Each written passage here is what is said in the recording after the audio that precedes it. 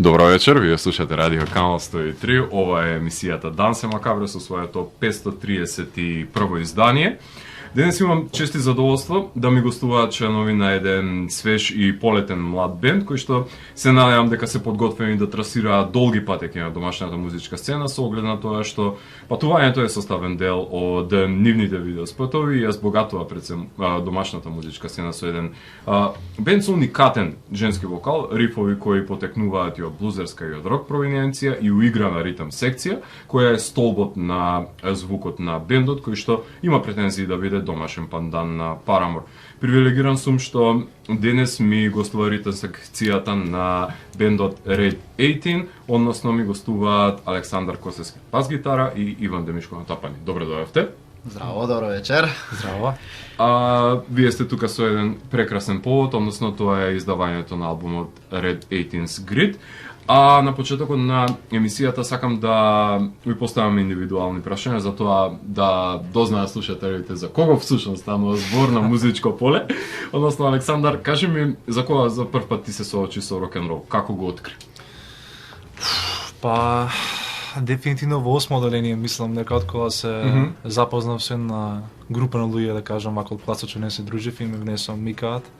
Такви ми изгледа претенциозни, викам, што слушаат дечки, Шо е вас проблемот? Да, шо, AC/DC, кој нешто и го слушам, викам, Така, добро било. Викам, шо е спотове Фреди Меркюри швира ко жена, преака е песна, така, викам, е за денсање добро. Преако беше, знаеш, и од така се внесов все поеќе и се поеќе, влагам прва средно, многу нормално, сите другари влагаат од друга фаза, а ја по нив да ги слушам чимова беше добро. Слипнот па и у филмот. Одлично. И кога сум се остал сите албуми ги поминав, ама дефинитивно еден албум до ден денес си го вртам, Subliminal Verses, тоа е третиот нивен албум. Така, волим. Предобро нешто, да. Иван, што е тоа што најмногу го цениш кај твоите somuzичари? Што имате научено еден од друг?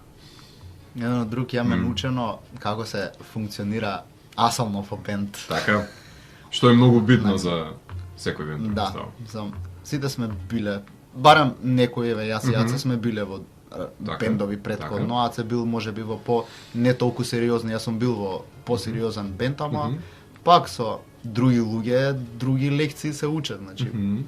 Тоа најмногу сме научиле како се функционира, да си точно на проба, сите песни научени, значи како се промовира собствениот материјал, нели цело време барање на нови некои материјали, слики, видеа за да ја држиш публиката цело време во неизвестност, да очекуваат нешто повеќе, така да тоа би било вака. И тоа ги цениш како квалитети, ги цениш предпоставам кај твоите somuzичари. Цело време треба да размислуваш на нешто, на некоја слика, на видео, на риф некој нов, така да потрагата ве држи. Не се потикнуваме еден со друг да нешто ново да мислиме секојдневно. Добро, тоа само по себе си доаѓа. Точно. Ако си работите континуирано на себе подобрување, се разбира. Александар, кажи ми зошто реши да станеш музичар? Кој изврши најголемо влијание за таа одлука? Имаше некој претходно член на фамилија кој што пријател? Никој кај мене у фамилија никад се не зафатено со музика, дефинитивно сум од првите. Супер. И кога раме сум вака стварно не знам како се зафатив, онака само според тоа што слушав, нели тој тип на музика во рок се внесов во основно средно. Тоа фатив ја прво бев тапанар и учев заедно со Димич да свирам тапани во Music House, јас тоаш прв пат го гледав како он свири тапани, свиреше Welcome to the Black Parade, ја тоаш сум се потресол што беше. Тоа беше трескање. Така викам ај тапани, моите не ми дава пошто сега да сме, немам кај да тропам. Јасно. Проблемот на сите тапанари. Да. И Тошанов, Марко Тест, нашиот ритм гитарист, онака еден, он свиреше бас многу порано. И на вечер го остај кај мене, ме мрзи да си го земам, да ја чуе кој тебе, важи. Јас сам го фатив да го свирам. Гледам, многу ми беше интересно и така. И си остана кај тебе, не му го врати. Не, само го врати, фали 7 ден, тоа е бас. Така. Интересно нешто само на дополнам. Заедно бевме во Music House, ама јас врска немав дека сме биле заедно. Јас дури после како се запознавме, он ми каже: "Јас свирев тапани, прво се се чудо не видив да кажам дека он свирал тапани, а потоа уште плюс фактот дека он во истото музичко училиште бил со мене, така да тоа е многу интересна приказна, бидејќи јас стварно не знаев дека заедно сме биле на концерт, заедно сме свирале. Заедно сме биле кај истиот професор, така. Океј, добро, ти си бил посветен My Chemical Romance, онака да ги фатиш како што треба, си имал работа. Ама мило ми е, што? Одлично. Yeah. Се родила таму дружбата и желбата да се соработува пред се. Кажи ми, Иван, кога за прв пат свати дека музиката поседува моќ во себе за да ти помогне да се изразиш, односно да биде твоја експресија? Кога почувствува дека можеш тоа да направиш преку музика? Во седмо оделение кога ги дознав Нирвана. Добро. Океј. Бидејќи тогаш така, знаете, седмо оделение, некој послаби оценки, па со твоите проблеми, па други проблеми со пријатели, со сакаш некоја, имаш симпатија, па таа не те сака. Знаете, ние детски дъртбек, да. Детски глупости и мојот спас беше седнување дома, уклучување на електричната гитара во појачало, пуштање на Нирвана, бидејќи имав цела дискусија, уште имам целата дискографија на CD. И свирев. Тоа беше у суштина она како јас дознав дека можеш ти да се изразиш преку музика и музиката да ти помогне во тешки денови. Супер. Значи Нирвана е тој момент дека може ова да биде мој начин на канализирање на сите тие емоции кои што ги имам. Александар, има инструмент кој што би сакал да умееш да го свириш? Синтесайзер или гитара, и тоа ќе почнам да учам наскоро, се надевам барем. Добро, значи сакаш синтесайзер дефинитивно, пошто сакам да си играм повеќе со мелодии, со сето тоа, плюс да можам повеќе да се внесам во музичка теорија и такви работи. Скалите да ги научам, плюс да внесам нов елемент у бендот. И тоа ќе го збогати звукот пред се на редите. Као што не се лимитираме жанровски, нешто повеќе да си играме со сето тоа. Одлично, многу ми се допаѓа тоа. Иван, кој е најголем непријател на креативноста според тебе? Најголем непријател на креативноста. Да. Што е тоа што прави лимитација на постигнување на креативниот потенцијал кој што го имаш во себе? Искрено не знам. Кој е тој хендикеп? Како автор, како музич? Па искрено не знам. Мрзата, не знам, пораз од околина, не знам нешто. Да, што би те ама демотивирало? Видете, не знам лично за мене, тие да се, ама кратки се тие моменти. Да, има моменти кога не си расположен или не ти твојата песна не ја одбрале на некој фестивал, пример кажам. Да. Ама значи тие се според за мене кратки периоди, бидејќи се што негативно се случува во мојот живот, мене баш напротив тоа ме поттикнува повеќе да работам, така да тоа се неколку дена што траат, после тоа сум као добро, ова заврши, научив нешто од ова, сега ќе го претворам во песна и ќе ги извадам емоциите, така да јас искрено немам баш некој непријател за компонирање. Океј, супер, одлично. Александар, што има рок н рол што ден денес те исполнува да го слушаш и да го свириш? Што е тоа што рок н рол поседува што те оставил до ден денес со него? Искрено не знам како да го опишам.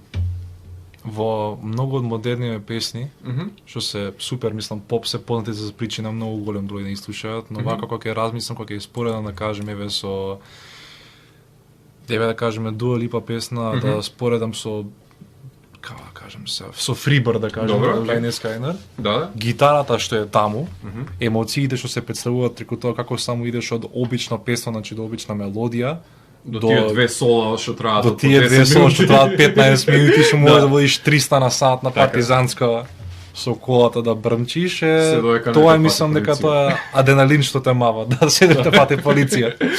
Тоа е адреналинот што некад го мава, но не е само адреналин, туку било која музика од било кој, да кажам, рокот што се поделува на милион жанри, да кажам, од прогресивен рок до блуз рок, до џез рок, до било кој си тие работи, посебно некое чувство издаваат. И тоа најмногу ми интересно се тоа затоа што се внесува во ова, бидејќи се е уникатно, да кажам. Нема нешто да кажам бендов се сличен со овој или овој со овој, са ги има многу нормално. Добро, ама пак секој на различен начин го доживува и го свири пред. Да, и тоа е убавиот потис. Да, тоа е најубаво нешто што едноставно уникатно е, не знам како да го опишам. Нема никој како друг, нема никој. Се што може да има само мала инспирација, но тоа е инспирација, се не се сите си играат свој идентитет, што затоа и решив ја да изведам мој идентитет со редите. Одлично. Иван, кажи ми што жртвуваш со тоа што реши да се занимаваш со музика? Сигурна плата. Фер. Сигурно работно место и сигурна плата, искрено тоа е вака најмногу, па и слободно време, нели? Проби ако треба, Да. па не можеш да искочиш или некогаш од предавање мораш да отсуствуваш за да бидеш присутен на пробата. Така Тие да, се жртвите тие кои што се, се нужни, да. Не многу. Окей. Александар, имаш омилен албум од младоста, некој твој evergreen што кога и да го пуштиш ти буди убави спомени? За убави спомени, па дефинитивно Getaway. Мислам дека од Red Hot Chili Peppers тој 2016 што ми искочи. Најомилениот албум е, бидејќи секоја врста на песна го има, едноставно баш онако убаво се осеќам хайпти, ако сум депресивен го слушам, ако сум среќен го слушам, секој можам преку секоја песна да го добијам таму. Се на се многу добар албум е, така да тој баш најсеќен ме прави, да кажем, evergreenот мој. Тој е тој кој што кога и да го пуштиш те враќа во убави чувства, ти враќа. И да се во поскоро време од MF Doom, Food, се на се тој исто така некој албумче. Не толку Getaway, но ипак и тоа е добар албумче. Океј, ете ги тие evergreen. Иван, најомилен туѓ концерт на кој што си присуствувал? Некој што ти оставил впечаток што до крај на живот ќе го памтиш? Нешто што како слушател, како посетител на туѓи настапи те направило као Ова е тешко прашање. Издвои неколку, што ќе ти падна први на памет. Да. Добро, тука е веќе полесно. Прв ќе го споменам СМАТ 20 години, кој што се одржа на 2 декември во 2016 година во МКЦ. Значи јас летото 2016 ги дознав СМАТ, зимото бев на нивен концерт и таа вечер ќе ја паметам до крајот на мојот живот. Значи тоа беше концертиште. Да. Што ги кажале ние музичарите. Значи навистина тој концерт во душевен мостави. Друг концерт Slayer 2019 беа во Софија во Бугарија. Бев дел од дивната последна тура. Тоа беше навистина предобар концерт. Прв мислам, не е прв некој бенд од надвор што сум го гледал, но сепак навистина шоуто беше одлично интро, одлични шутки, атмосфера, мислам Slayer. Да ти позаведи човек, што да ти кажеш. Знаеме за што зборуваме. Друга вака, не знам, Фонија паметам ги гледав на Земјотрес 2017, јас тогаш баш и ги дознав, сега немав уште некоја конекција поврзаност, за тие што не знаат Фонија ми се омилен бенд, многу ме инспирирале, ама сепак тој концерт беше интересен бидејќи тогаш тазе ги дознав и пак некој ситен впечаток оставија. Така да тие би ги издвоил вака, стварно во моментов не ми текнува, друг пат ќе правиме муабет за други. Ама супер избор и тоа диверзитетен избор кој што говори за твоите желби и потреби за слушање и конзумирање на различна музика, што тоа секако дека се изразува и на начинот на кој што ти се истакнуваш со владењето на инструментот. Ова е само еден мал вовед за да знаете со кого и за што ќе зборуваме пред се во рамките на оваа емисија, во која што на почетокот на емисијата слушнавме Portal to Pavements, композиција која што се наоѓа на Red 18's Grid, а во продолжение ќе слушаме уште една творба, односно слушаме Kingdom of Lies, како најава за албумот за кој што ќе говориме во рамките на емисијата Дансе Макабре, емисија во која 14 сезони се зборува за уметност, во борба против лицемерието, зависта и користолюбието, туку уметниците се вистински херои, а не политичарите, и секој издание е на мала победа против шунтот и апатијата. Целта на емисијата е да ја доближи квалитетната музика до секој слушател и да воспостави диалог помеѓу уметноста и реалноста. Вечером има закажано полноќен танц со смртта по 531 пат. Јас сум Златко Ѓеревска и останете со трансмисијата на Канал 103 до крајот на светот. Вие слушате радио Канал 103, ова е емисијата Дансе Макабре, 531 издание, со мене во студиото се Иван Јаце, со од членот Red 18, односно новинарска должност ми е, момци. Жал ми е, на сите бендови тоа им го кажувам, меѓутоа морам да ве прашам. Кој е кумот на бендот? Имавте други називи на бендот претходно, други имиња кои што беа во игра? И зошто ова рулетско име? Кумот. Кој беше, кој момент одлучивте дека ова ќе биде? Кум, мислам дека е, односно не мислам, сигурен сум дека е Јован. Добра. Ми требаше име, се нели нормално нов бенд. Браво. ај ќе се надоврзам дека праша претходно, не бевме како Ready Teen, бевме Дикој, ама тоа беше за Paramore Tribute што свиревме на фестивалот Underfest. Ама не го рачунам тоа како претходно име бидејќи не бевме како авторски бенд тогаш, ама ајде нека е Дикој.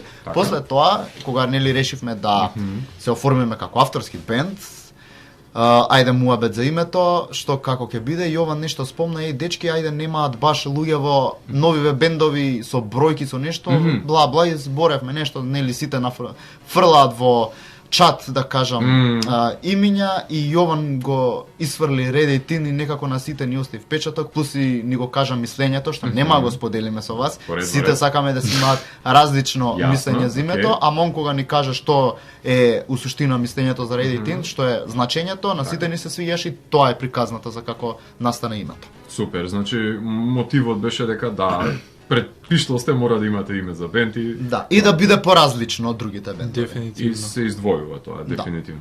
Океј, а на станале ротации во поставата сте пробувале со некој си друг музичар или па инструмент да инволвирате? Кој со кого стапи прво на почеток во бендот?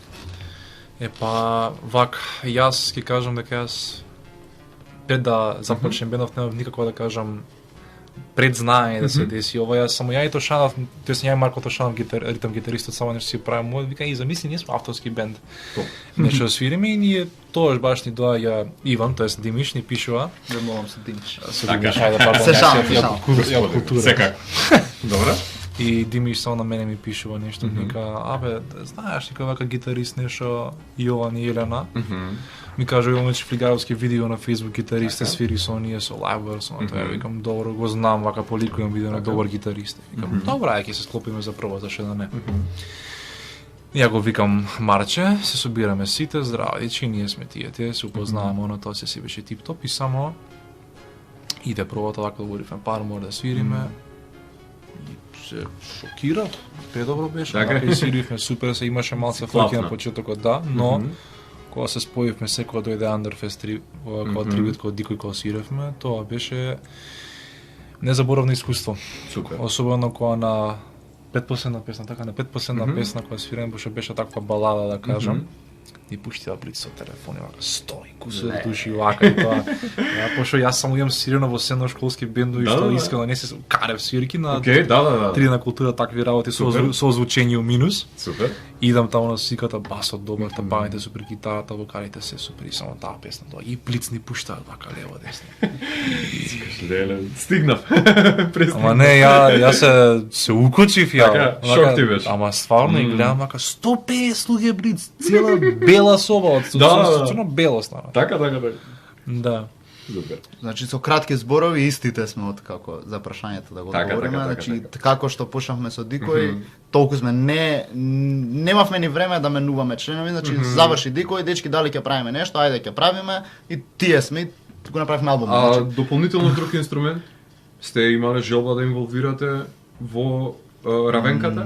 Пробавме Inner Synthesizer, но не мрдна баш. Како член не, само ние да имаме во песните. Не верувам, ако треба, како член не би додале, мислам дека, не знам другите како размислуваат. Освен нели ние во песните би ставиле други инструменти, ама ако треба за живо некогаш да се отсвири, ако навистина не може песната да продолжи без клавир, што и да е било што, тогаш би повикале некој, ама за помош, само не би го така како гостување, во бендот, бар тоа е мое мислење, за другите не. Тие петорица сме, ја мислам, баш сме тие што го правиме Ready Teen. Да, ако влезе друг нема да истото. Да, ќе биде тогаш ред 6. Дури ако излезе некој. Така, ќе се наруши балансот кој што веќе го имате воспоставено. Сега знам дека бендовите не сакаат да бидат класифицирани, ама тоа не е работа на критичарите, така што за дефинирање на вашиот звук ќе напоменам дека сте алтернативен рок-н-рол бенд, значи во најшироката лепеза на влијание кој што имате и од блуз, и од фанк, и од панк, едноставно од рок-н-рол, забележувате некаква еволуција на звукот од тоа што иницијално сте го замислиле дека ќе свирите како авторски бенд до тоа денес што го свирите? Сте имале некоја си различна представа за тоа како би свиреле и тоа денес што го свирите, или сте на некоја друга нишка на еволутивен развој на звукот? Забележувате некоја разлика од почетокот до сега или? Ова е за посебно сите како луѓе или за бендот? За бендот. За бендот немавме многу простор за тоа, бидејќи од како што од кога почнавме да правиме песни, се договоривме дека сакаме првиот албум да го истераме така да е со различни да се песните, некоја блуз, некоја рок, некоја поп-панк, се тие се како поджанрови, ама сепак така да не се договоривме баш некој жанр па да испадне друго. Договорот беше да направиме поразлични за сите да се пронајдеме во песните и мислам дека сите се пронаѓаме бидејќи еден слуша блуз, еден слуша heavy rock. Јас преферирам поп-панк со женски вокали, така да затоа и Portal to Pyramids ми омилена песна.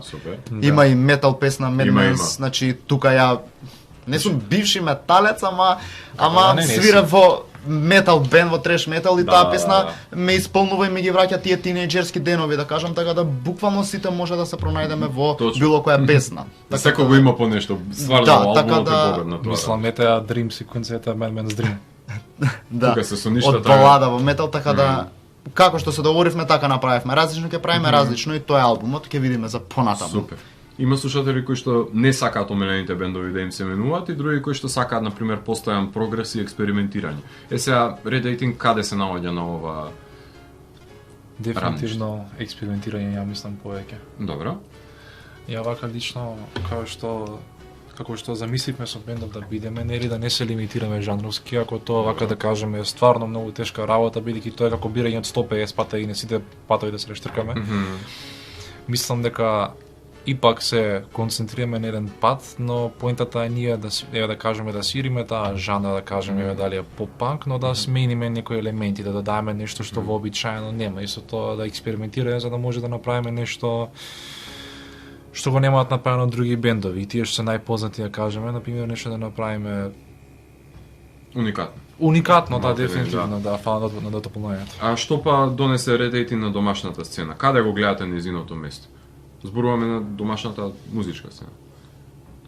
Со што придонесе со тоа што баш поради таа уникатност што ја напоменуваш, што е тој диверзитет на звук кој што сметаш дека ќе си го најдеме едно своето место? Со што придонесе? Па во споредба со другите македонски бендови, што има Red 18 што го нема другите?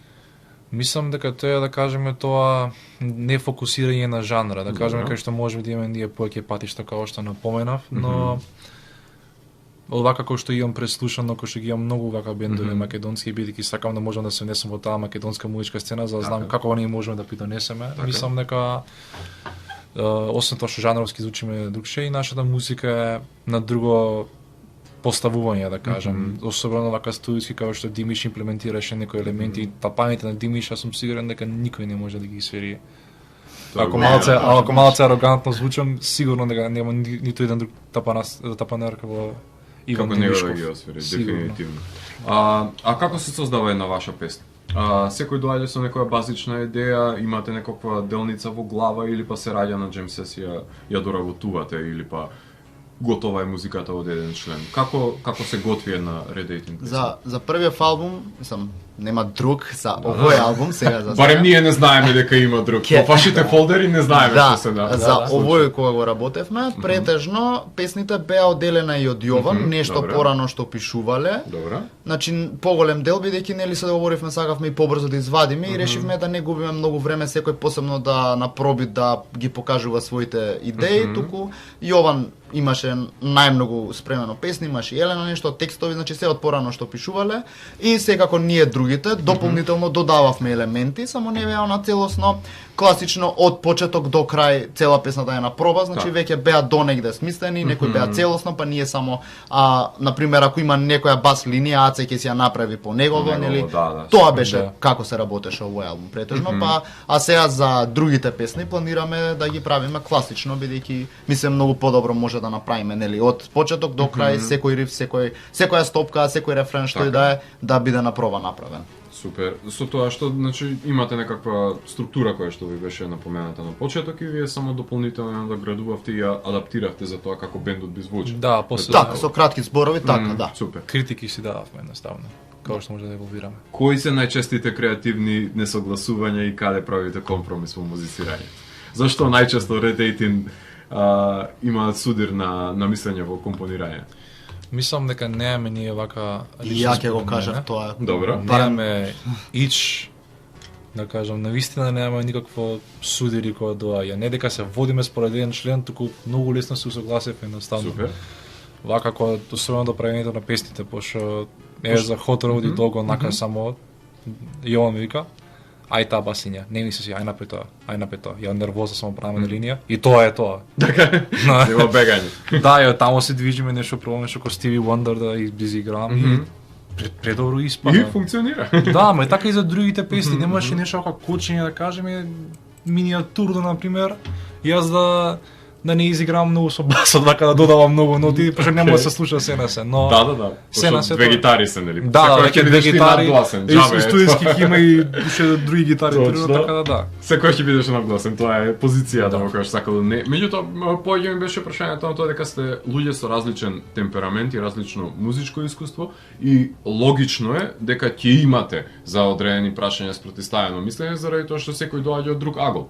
И во секој бенд е тоа така, кој што се членовите наслушани на музика и секој има различно музичко искуство кај што приоѓа. И затоа во сите има некаква си двојба каде што не знам, некој ќе натежне повеќе кон блузот, некој ќе натежне повеќе кон панкот. И сега некој сака таа дилема повеќе ја имам за решенијата кои што би ги нуде како креативци. Меѓутоа тоа ќе се дојде понатаму со вашето музицирање. Ќе видиме понатаму како ќе еволуира звукот и каде ќе натежне повеќе. Заради тоа што сепак треба балансот вие да го воспоставите во бендот. Сте имале некогаш сомнеш или па скепса за некоја креација, сте биле себе критични кај што сте рекли како овај дел, знаеш, може ли подобро да може или не?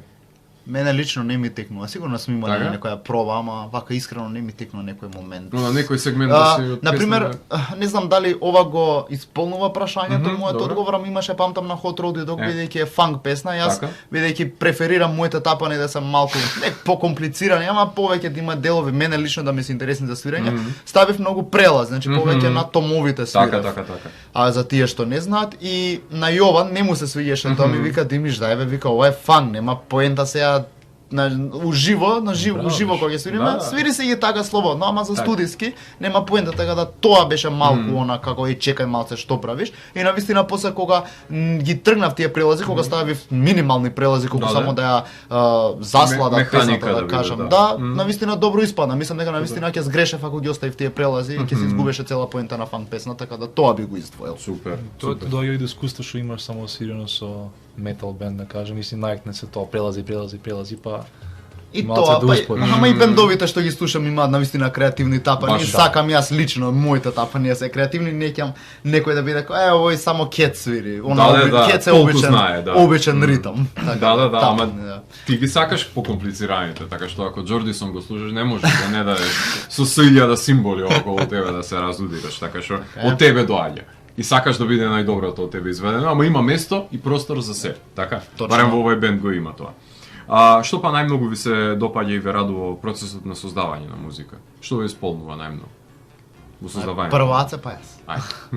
Па од моје лично мислење, самото создавање на музиката. Не знам како да го пишам, бидејќи првпат ми да сум во авторски бенди, никад не да кажам дека не сум креативен, но никад не сум се предизвикал така да се внесам, ајде да направиме нешто и кога ќе направам нешто, кога видам дека моја креација е, да кажам, целиот бас на Hot Rod и Dog или на Portal to Pavements, како јас го еволуирав, да кажеме, со солото на крајот, со сето тоа, јас бев пресеќен, пошто викам, создадов нешто што го немам направено порано. Одлично. Самото тоа, фактот дека креира музика ме прави мене пресеќен. Добро. Мене тоа што имам слобода за моите тапани да си ги направам, немав бунење, освен повторно ќе кажам за прелазите, друго се што смислив, мене лично ми се свиѓаше и немав од никој член да ми каже ова не е добро, значи се беше добро и плюс ми се свиѓа тоа што си да си давам идеи, например почетокот на Kingdom of Light тој диско бит, јас немав појма тука што да свирам, навистина мислев на проба, Јаце го предложи тоа и мене ми се свиѓаше тоа и го вметнавме тоа, значи има соработка, има слобода, барем сега за сега. Никој не се побуни за тапаните како се смислени, сите рекоа дека се супер, така сними си ги и тоа е тоа. Одлично. А за досада имам вие некоја песна од вежбање или од свирење? например, во живо? Мене не бидејќи не свириме толку долго. Така. Значи во март оваа година почнавме, значи март 2022 за тие што Така. ќе го слушаат покасно интервјута, можеби. Од тогаш свириме, значи тоа се колку 7-8 месеци. Не сме свирале толку свирки да кажам било што, значи немало простор, барем мене лично да ми се здосади било која песна. Одлично, така што сите ви се свежи и нема потреба да ги исклучувате од репертоарот. Меѓутоа ќе дојде моментот кога нели публиката ќе бара една песна и ќе имате ваше и соспејци и тоа ќе може нормално да е тоа. се свирите неа, сакале или не. Сите бендови често менуваат гаража. Си имате вие проблем со неразбрана околина, со поплавувања, со грабежи? Немате? Да не се урочиме, ништо така? сега за сега немало. Супер, значи. Барем со овој бенд претходно имало кога ни доаѓале луѓе, ама тоа беше навистина многу подамна, пред 5-6 години. Сега во последните 3 години никој не дошол да се повини, не ограбиле, немало поплава. Одлично. Да не урачам се. И никогаш да не имате такви проблеми. Да. Колку па интензивно правите пробива? Ги зачестувате за свирка, имате некоја неделна рутина? Како работите на околе? Не па искрено тоа сега многу мало дека имавме промоција во Woodstock, се прв свириме вака лајв. Супер. Дефинитивно имавме многу почесто проби бидејќи моравме да го дознаеме тој тон како ќе бидеме ние лајв.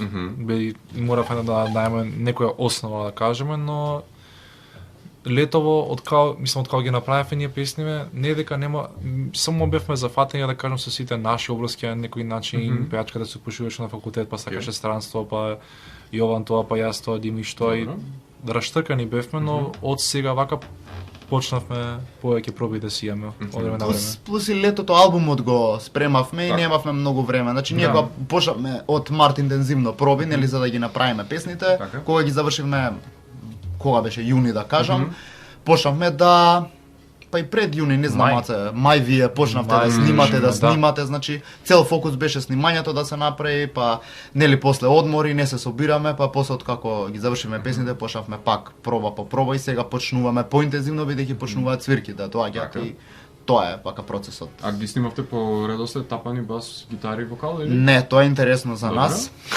Направивме нешто поразлично од другите бендови, значи гитара, вокал, бас се снимаше кај Јован дома кај него со неговите плагини, да кажам, а тапаните ги снимавме во студио 1060 кај маестро Дени Крстев. Мојата инспирација.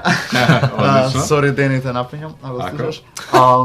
Значи прво ги снимавте, сакаш да кажеш гитарите, вокалите, да, прво беа снимени сите тие други делови, потоа Јован ми прати нели песните со клик ја да си ги навежбам, све беше пратено во студио, договорено како што јас врстова ги снимав тапаните и тоа процесот беше многу побрз, него обратно прво тапани, па значи реверзибилен беше. Да, нешто поразлично направивме и навистина бев скептичен како ќе испадне. Ама супер испадна, бидејќи знаете сепак е полесно тапани кога ќе снимеш после гитарите, ама доволно успев да ги навежбам песните за да немаме никаков проблем со у студио потоа и тоа беше тоа. Супер, заради тоа што ти во оваа ситуација ги бркаш нив, а не тие тебе. Да, па тоа бидејќи ако има некоја стопка, јас не смеам да ја заказнам бидејќи они веќе го снимиле тоа. Ако прво снимам јас е полесно, они да ја убрзато спорат некако да се прилагодат, така да навистина беше притисокот кај тебе беше овој пат, така? Да. Беше челендж, да кажам. Супер. Така, да. Интересен пристап. А колку па е важно да се научат делниците дома пред да оди бендот на проба? Според вас? Заради тоа што знаат македонски бендови да на самата проба да ги доработуваат или да ги нема врска македонски бендови од сите. Од јутјубери што гледам, што се комичари или што и да, значи сите што прават некои видеа на YouTube зборуваат за тоа, дали во форма на шега, дали сериозно, сите се жалат дека имале некогаш некој таков во бендот. Така да кај нас се гледа секогаш да се научени песни, бидејќи се случувало некогаш да не дојдеме на проба со ненаучени песни и имало тензија, да кажам. Немало карање, ама не е пријатна атмосферата едноставно, така да мој совет е до сите бендови да доаѓаат спремни на проби. Така, затоа што непродуктивно е пред се и не е во ред за останатите членови, тоа затоа што се троши залудно туѓото време пред се. Точно. Што е па тоа што ве мотивира да создавате уште, односно да не се предадете на монотонијата на постоењето? Што е тоа што уште ве води за да истражувате? Не па Вака мене лично најмногу што ме води е ме интересира каде јас можам да идам со овој бенд, со Red Eating, каде јас можам наистина да идам, кога што пак ќе напоменам тоа што не се ограничуваме жанровски, мислам дека така може да направиме и 100 песни од секако врста, да кажеме R&B, сега да треснам да кажам дали R&B, дали да кажеме Scream нешто димиш да ме направи некој си death metal кој знае какви тапани таму од 300, Джои Джордансон да ме изиграе на песна. Може. И едноставно самото тоа да видиме каде може да движиме со сето ова, што дали можеби ќе се лимитираме нека жанровски, каде знаеме сето тоа патот кон нешто. Да не знаеме како завршува, мислам дека тоа најмногу не интересира. Каде можеме да отидеме ние со овој бенд? Колку ние можеме да се надминеме себе си, колку можеме следниот материјал да е подобар од претходниот и така натаму. Тоа е предизвикот што си го поставува. Да, барем мој лично, да, значи навистина мене ме интересира сега следно што ќе се случува со материјалот, што јас можам поразлично подобро да направам на тапаните од претходниот пат. И тоа е одлична како аспирација да се има пред себе, да се стави како на гол, цел. Тоа е гол од Мич Лакер од Suicide Silence. Вокалистот, фронтменот на Suicide Silence, он секогаш кога го прашува во интервјуа, односно го прашувале. Добро. Поточно, секогаш има кажувано дека они гледаат да се следниот албум да е се подобар и подобар од претходниот и тоа е навистина добра дефиниција поред која може да се. Слосет им се разликуваат, па и албумите еден. Да, навистина, тоа ја го имам приметено. Така да и ја одам според таа дефиниција и навистина така и може да се подобри кога би сакал ти лично да следниот албум да е подобар од претходниот. Апсолутно. Сега првиот заеднички концерт со протобендот, така да го наречеме, беше повод трибјутот на Paramore. Кажете ми, зошто тој бенд, какво значење има тој бенд за вас? Paramore. За мене лично има огромно значење, добро. За другите не знам, ќе си каже сега, другите друг пат можеби. Мене ми значи премногу, бидејќи јас ги знам од порано Paramore, ама не ги слушав толку, ама почнав 2020 случајно, викам ајде дај ќе слушнам, викам што слушав тогаш да се потсетам, бидејќи нели тогаш корона фати и по дома бевме и гледав да експериментирам со музика.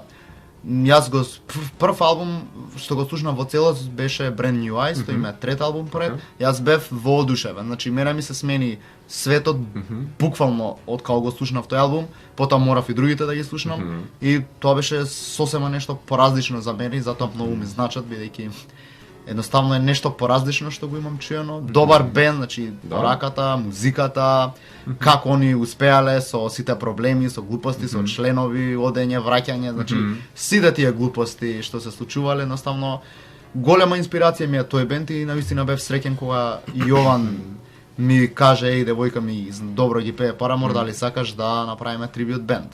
За Елена не знам, знам дека и не за премногу изнача, знам дека и она многу ги сака, колку, како, што чувствува, не знам, бидејќи сепак она треба да си каже, ама знам дека и на неа многу чувствува, така да мене и Незе ни се онака најомилени во групава, ама и другите кога ги слушна, памтам Тошанов пред свирката, кажуваше дека навистина му фатиле уво, дека му се свиѓаат и чат пат знае нека да ги пушти кога сме надвор, така да тоа е тоа. И јас лично за Paramore многу малце ги слушав, имам 3-4 песни знаев пред да ме свиркава. Така.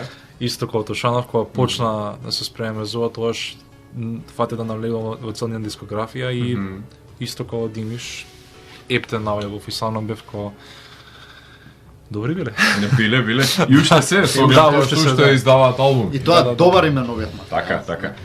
Бендот стана популарен во тие досните 2000-ти. Меѓутоа концертот кој што го направивте, барем од тие индикации кои што ми ги дадаа посетители, е препун со млади обожуватели на нивниот звук и прашањето ми е и мистеријата ми е од тоа, од каде се запознаени младите домашни слушатели со Paramore? Заради тоа што не се растени со тие генерации кога се појавија, значи тие се пак 2004-2005 првите албуми, 2007 им се популаритетот, а посетителите ви се ептен млади слушатели кои што сега се средно, например. Од каде е овој resurgence на бендови од 2000-ти, вклучувајќи ги Paramore и и My Chemical Romance ќе иземеме сега и мал милион на други бендови од 2000-ти кои што например не ги слушале додека во средно биле, кога биле бендовите активни, туку не ни слушале можеби тогаш музика и сега 10 години подоцна има наезда на фанови кои што онака се моментално средно и го живеат филмот на овие бендови. Мене ми е чисто онака како мистерија и хипотези ваши сакам да слушнам од каде е овој ретро 2000-ти. Јас вака не знам лично, никој не ми кажал мене како ги дознал Парамор или сето целто им муавет, ама тоа мислам дека си има врска самиот бенд, значи добар бенд ќе се слуша и понатаму. Еве луѓе после 50 години се уште Битлз ги слушаат. Има нови луѓе што ќе почна нели Битлз да ги слушаат, а поминати се 60 години од тоа, значи наши може нивните родители уште не биле родени тогаш, а сега ги слушаат децата, така да не знам лично како ги дознаваат бендовите, ама тоа е добар бенд, значи чим они ги дознаваат после 15 години, дури да не постои бендот, нели, ако зборуваме, значи добар бенд си е добар бенд, тоа е тоа. Тоа е затоа мислам дека ги дознаваат. Ама убав ресърджан се.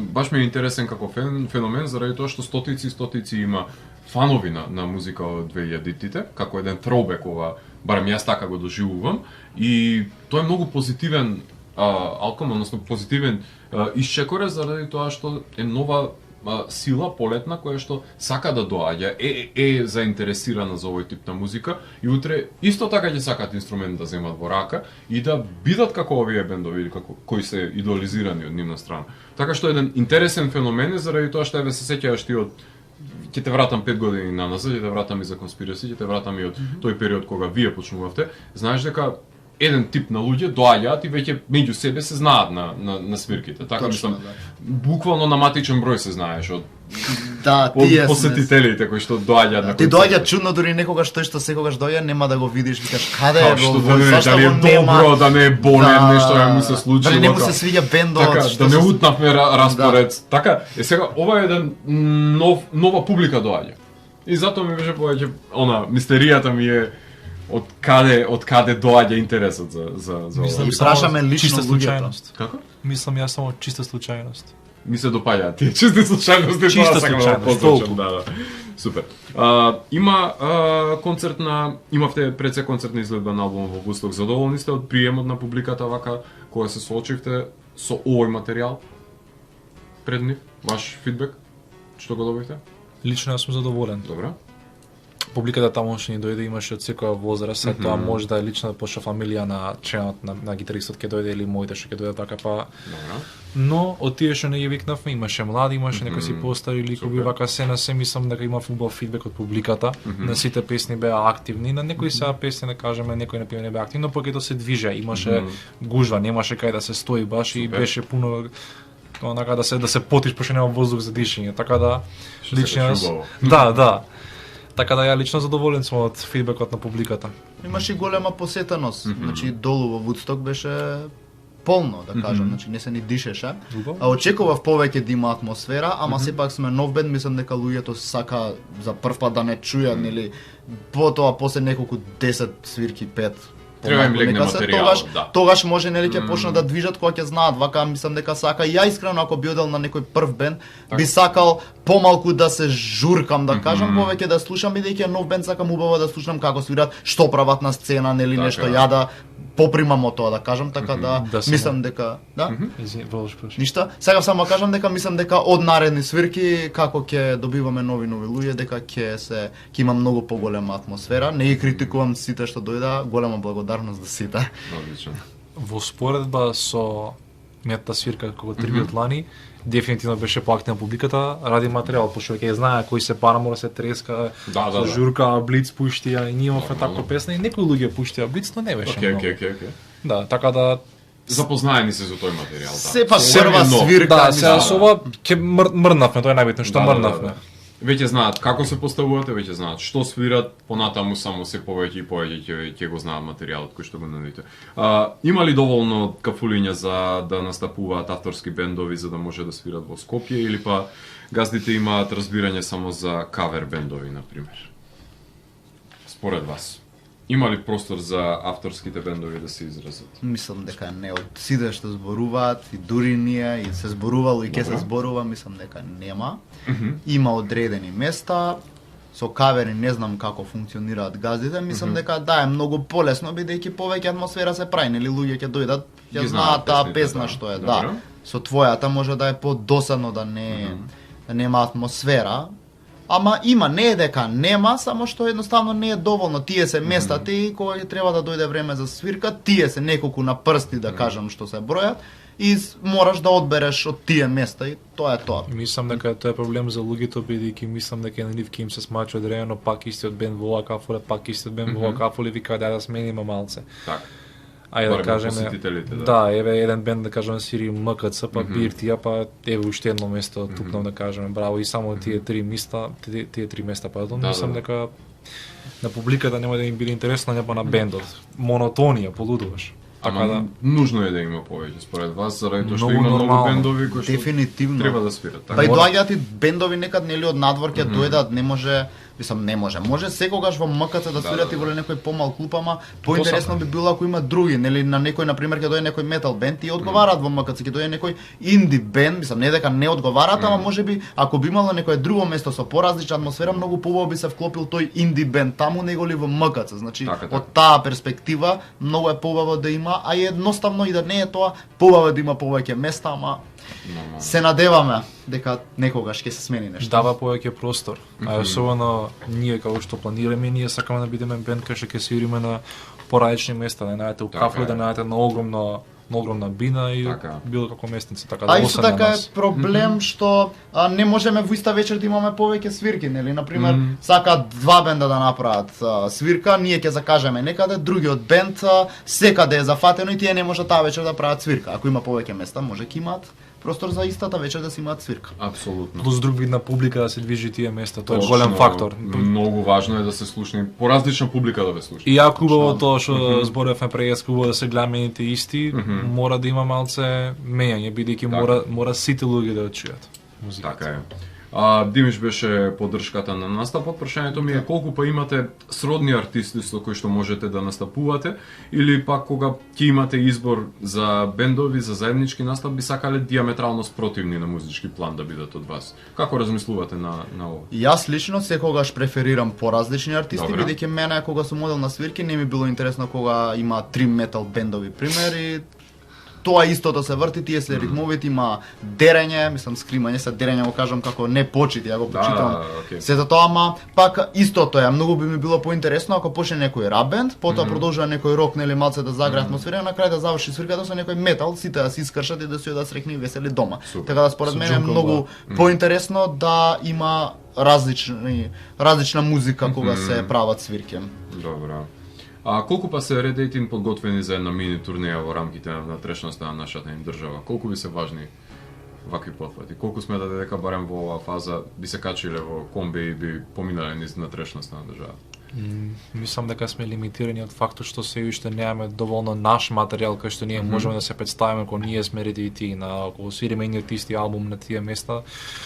Да, ќе ме слушатели, но премалце и нема да дозволиме од толку да им даеме простор на публиката да се внесат, бидејќи ипак пола сат 40 минути кои свириме со сето тоа на секое место. А два бенда да тргнете? Два бенда да тргнеме. Ако имаме целовечерна фактички да биде тоа, целовечерен настан кој што ќе кружи по. Не па да, еве да кажем, ама ипак пак мислам дека има премалце материјал сега што е пуштен кај што може да движиме. Може да биде 2 сати за бенда, за нас пола сат да бидеме ко опенинг, што Не, зборуваме паралелно. Да сме да соработуваме сега што мислам дека нема тој простор, Димиш. Okay. Па така некако, да, за уште еден мене ми е поинтересно со уште еден бенд да отидеме на турнеја, некако поинтересно е кога би гледал два бенда, нели, барем јас ако сум во друг град и дојдат два бенда би било поинтересно да чујам нешто поразлично, може едниот бенд нема ми се свиѓа, другиот ќе ми се свиѓа, не знам.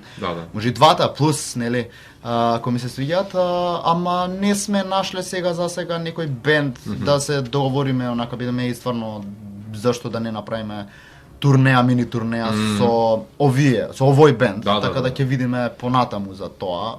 Ако не најдеме, ќе направиме ние. Би сакале, зашто да не сакаме да не дознаат што повеќе луѓе во другите градови, бидејќи реално не знаат се уште доволно луѓе, така да. Ќе им дадеме време. Ќе научите. Што ви поминува па низ глава додека настапувате во живо? Фокусирани сте еден на друг или фокусирани сте на сите? Да, не му се скине жица на Тошанов. Така, тоа е најголемиот страв кој што го доживувате. Да, тоа е joke, не знам на македонски како да кажам. Да, шега. Шега некоја, мислам, знам за шега, не знам. Да. Дека последниве проби све него му се испокина жиците, не знаеме зашто, имаше значи паралелно се спремавме за My Chemical Romance Tribute што го правевме, Тошанов исто беше дел од таа свирка. Правиме проба со Ready Tin, му се кине жица, оди зема друга, доаѓа My Chemical Romance свирката, му се кине жицата, ја оди зема нова, следниот ден правиме Ready Tin промоција, повторно му се кине жица. Интересното е што му се скина петата жица. Ако не грешам, или четвртата, не е првата што би очекувале, беше од подебелите, така да со забили свиреш. Од сега како Джими Хендрикс. Од сега тоа ќе ни биде нашето најголемо загрижување на Тошанов да не му пукне жица. Ама и лани треба да се скина пак истата жица. Да. И лани и на Дикој добро подсетување, да. Да, и на Дикој пред да почнеме, добро беше тога што не бевме почнати, му се скина жицата, па малце закаснивме едно 10 минути со настапот за да. Течки што правите бе? Добро, што жици купува един маркет, што си? Не, добри жици купува, ама не знам нешто. Пометнува четворки и петки, катастрофа во пакувањето. Небелата беше прополната, да кажам. Шала на страна, јас лично одамна дека свирам, немам баш некој страв да кажам, тоа што се фокусираме е да не утнам, бидејќи се случува да заборавам дека тука има стопка или тука е рефренот, едноставно се случува, значи тоа и мене ми е многу важно да ги гледам сите додека свириме, бидејќи некој може да влезе покасно било што, значи да знаеме, да се гледаме кога што како се случува. А како се справувате па со грешки во перформансот? Се помирувате со нив, запирате, преоѓате преку нив? Ако нешто очигледно знаете дека некој излегол надвор од тоа што е планирано и како се справувате со тоа?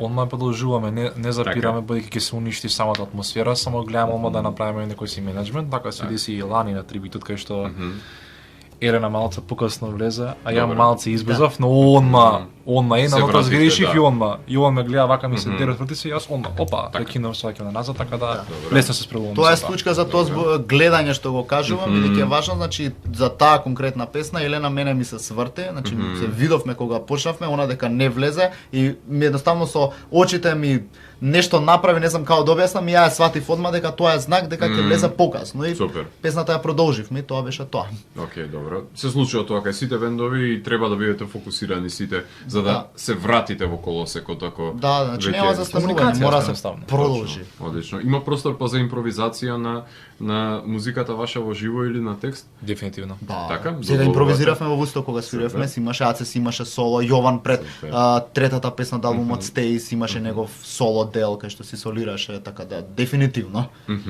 Одлично. А создавањето на сопствена публика секако дека бара труд и долгогодишна работа. Дали па ова музика резонира со миленијалците во оваа епоха на кликот, се доаѓа до нивното внимание, има начин да се провоцира младите да ги напуштат удобните нивни домови да се појават на свирка? Да. Добре. Лично според мене, ја мислам дека дефинитивно би ги вака како што ми пиша другарче, не дека јас да им пишам, слушајте го бендов, тука мене ми е пишано. И ја песнам и што мислам дека успеавме со првиот албум тоа да кажам да не се лимитираме жанровски, сите ми пиша посебно оваа ми е омирена, таа не ми се свија, таа ми е омирена, таа не ми се свија, таа ми е омирена, таа не ми се свија. Така што добиваш фидбек? Да, дефинитивно некој што се вака да кажеме 24 години, некој 20, некој седно се више, така да убаво е што има тој diversity да кажам, така што од секој карактер луѓе доаѓаат и ми кажуваат секоја посебно за песна, така да. А колку па е впрочем активна рок-н-рол сцената кај нас во споредба со минатото, тука да имаш може ми помогнеш, што има сега, а немало тогаш и обратно? Што е тоа што сега го гледаш, Па, сега нема метал бендови. Искрено. 2016-17 кога свирев јас, имаше што така победија на Loserfest беседа, Растен беа во подобрите. Точно, така? Ама нема толку, значи има, не е дека нема, не можам да ги пофалам Мамут, значи тоа се Дохрице легендишта. Значи не е дека нема метал бендови, само не е како порано многу повеќе ги имаше, многу повеќе некако се ценеше, сидеше и по повеќе метал бендови свирки се одеше, повеќе влегува во репертоари на свирки, едноставно имаше некако се правеа посебни, памтам во МКЦ во Фросина сме оделе на некои локални метал бендови, наши другари што ги правеле и имало свирка што траела 3 сати со 5-6 бендови. Сега не го среќавам тоа, значи тоа би го кажал. Вака за друго мислам дека нема нешто поразлично, бидејќи се уште си има сцена, си има бендови што свират, има нови бендови, значи не е ништо поразлично вака у тој поглед. Значи се уште си тера сцената, си свират бендови. А зошто е важно да се слуша домашен рок-н-рол пред се? Што добиваат тие што слушаат домашен рок-н-рол бендови? За разлика од странската музика што ја слушаат. Промена. Добро. Да. Некако кажано промена. Промена да поразлично. Добро. Поддршка, самата поддршка што ја даваат на бендовите што се тука, бидејќи секако ни можат другите бендови од надвор да ги слушаат, ама нас не значи кога некој ќе ни пише или ќе ни ја сподели песната или ќе ни дојде на свирка, нели сето тоа. А друго може треба луѓето да им даваат шанси на македонските бендови, бидејќи можеби баш тие ќе ги инспирираат. Мене лично Фонија премногу ме инспирира, затоа имам свој соло материјал поради Фонија е наш бенд. Супер. Значи тие ми се мене инспирација, значи ја да не ги слушнав Фонија, можеби немаше да почнам соло материјал да правам. Значи треба секогаш да се дава на македонската музика поддршка, бидејќи не знаете у какви води би ве однела. Супер. А колку па е важна соработката помеѓу старите и младите бендови? Односно, прашањето повеќе ми е што ви се допаѓа, а што ви пречи во нашата сцена? Гледате повеќе соработка, гледате завист, гледате љубомора? Да, за жал да, има љубомора секогаш. Во сите сцени има, сите уметнички гранки ќе да, секогаш има, ти си извадил. Претходно имаме бенд и супер бендот, ти со бендот ќе извадиш албум, ќе направиш повеќе свирки од тој што ти кажал браво, тој веќе никогаш здраво нема да ти каже, бидејќи не му се допаѓа тоа што ти успеваш. Значи не е со сите така, нели си се поддржуваме, некои бендови луѓе пишуваат, споделуваат како што кажав, ама најчесто да има љубомора и за жал тоа нема никогаш да се смени, така да тоа ни пречи. Значи не треба да има љубомора, дури и да не ти се свиѓа на некој бенд песната, можеш да ја споделиш бидејќи ништо не губиш ти ако дадеш поддршка на тој бенд. Можеби некој твој другар ќе го инспирира тој бенд што ти ќе го споделиш, така да заради тоа што некој друг тебе ќе те сподели, без разлика дали му се допаѓаш или не, така што така се шири. Не. Да можевме да имаме таа, да кажам, хармонија измеѓу старите и новите бендови, таа ќе можеше многу подобро и повеќе да унапреди македонската музичка сцена. Точно. Дефинитивно. И вие добивате на тој начин и тие добиваат. Тие добиваат нови слушатели, а вие добивате поддршка од тие што ги посетуваат. Меѓусебна поддршка, накратко кажано, тоа е се. Треба и повеќе. Никој не губи. Никој не губи. Точно, повеќе шанса да се даде на други бендови, нели некои бендови си се знаат, не знам, еден бенд си го знае тој бенд неколку години, ќе направи свирка, некој ќе го земе тој бенд со кој што се другари 20, зашто некој зборам за постари бендови, не земат некој помлад бенд, значи да малце да си го прошират своето знаење за бендовите, да речат дечки звучат на овие, не мора ни да звучат, значи добра е музика вака така, ајде да ги земеме, да ги спромовираме. Тоа е навистина голем буст сега. Нормално. Користам англиски зборови, ама не е засилување и на себе и на другите, сите добива. Навистина ќе биде нешто поразлично, како можам да одвојам пример сега да. Не, фалења, ма ја ќе свирам на пред Флукс, пред панк бендот Флукс сега оваа сабота, може да дојдете да си се испромовирам на 17 декември во балет, ама еден пример сега морав да извадам од себе си, бидејќи тие се постари луѓе, но ми ја дадоа мене шансата да бидам јас дел од нивната свирка. Они можеа да викнат некој друг бенд, можеа од нивните другари што се панкери да ги викнат, не, они ме викнаа мене, бидејќи гледаат некој потенцијал, јас сум многу благодарен за тоа. Значи тоа треба да го има. Тоа е најдобар пример што го напомена за соработка помеѓу култен и значаен македонски панк рок бенд и некој бенд кој што и тоа како има направено материјал, меѓутоа има нова публика која што можеби не е растена со Флукс, меѓутоа веќе има можност нив да ги слушне. Така. Тоа е едно експонирање на нови потенцијални слушатели, што никој не губи на тој начин, ништо. Меѓутоа, медиумската запуштеност со недоволен акцент на потребата за конзумирање на уметност сметате дека придонесе на развивање на апатична публика, можеби и на мрзеливи музичари од друга страна, или едноставно не се шири доволно на медиумите потребата за конзумирање и слушање домашна музика, според вас? Мислам дека не се шири едноставно, бидејќи сите музичари вака што ги знам лично не е многу нормално, нема сите да го вадат перфектниот материјал, нема секада да вадат тоа што ќе им се свиѓа на луѓето, но Као што кажавте, мислам дека едноставно не се дава доволно многу шанси за да може да се расшират сите овие, да кажам, албуми, песни и така натаму. Но може да е тоа само од самиот народ бидејќи не ќе да експериментира. Тоа е моје малце такво мислење, бидејќи знам дека јас сум имал такви моменти каде што порано не слушав толку македонската музичка сцена, не слушав премногу такви бендови. Се дур јас не наставив во неа заедно со Red 18. Така да мислам дека тоа иде двостранно, некад знае да биде и од публиката, бидејќи едноставно не ќе влезат во тие води да кажам, а некад е само од самите медиуми, што некои медиуми стварно се обидуваат како вие се. Добро. Вака да кај ќе можеме ние да се промовираме, кај ќе може да се извадиме повеќе, но некои едноставно викаат зашо да се трудиме, ќе си останеме само со тоа што е добро. А не ли би било подобро и останатите колеги новинари тоа да го прават, освен јас и ти? Дефинитивно, бидејќи така се дознаваат бендови, така даваш поддршка на бендовите, треба сите заедно да функционираат, значи и луѓето со самото споделување на медиумите им даваат работа, значи нели кога ќе некоја песна кога ќе се прочуе да кажам, медиумите ќе ги фат, нели ќе видат дека се случува нешто и може да така да го спромовираат самиот бенд, но за жал тоа не се случува толку често, и често и медиумите одбиваат кога ќе побараме да направиме интервју, бидејќи не сме толку познати. Според мене, они гледаат секогаш да имаат некој што има поголема публика, поголем успех, нели за нив да им донесе гледаност, слушаност, што и да е. Ама и едноставно не ќе да се замараат за музика, они сакаат скандали, кој каков прслук носел и какви драти. Тоа е поголемиот проблем што тоа е важното, да. А составен дел од нивната професија е да промовираат, односно да создадат публика заради тоа што тие се пулсот на мнението на широката популација. Така тие го диктираат што ќе биде популарното, а не да чекаат нешто да биде популарно па да капитализираат на него. Значи, обратна е кај нас работата, а не треба така. Значи, тоа е исто така голем проблем, медиумска поддршка. Секогаш се жалиме, но ништо не се променува освен со исклучоци како вас и како други.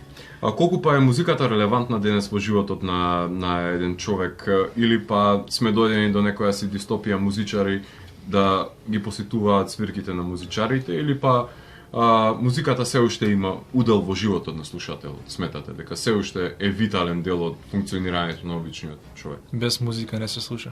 Без музика па тоа не се живее. Добро. Без музика. Ја мислам дека без музика човек не може да живее и не може убаво да го живее животот. Онака да не можеш да слушнеш некои работи, значи барем едно дело текот на денот да го слушнеш, без разлика дали е класика, дали е метал, дали е бошака работа, да кажам, било каква мелодија човек не може да постои како што треба без музика. Нема, без музика ништо, значи со музика плачеме, со музика се смееме, са бајле кога ќе влезете во својот автомобил, што правите? Го вклучувате радиото, нешто и да не го слушате, као да не сте сконцентрирани тоа што го слушате, пак нешто врти у позадина, значи музика помага во секој аспект. Буквално доаѓаш изнервиран од школа, од работа, од било што, ќе си пуштиш музика и најдобар вентил е тоа, да. Посебно кај нас музичарите помага, нели ние ќе си дојдеме, ќе си почнеме, ќе си правиме нешто и нас ни помага компонирањето бидејќи ги вадиме сите емоции преку тоа што правиме, така да без музика не знам што би се случувало во светот.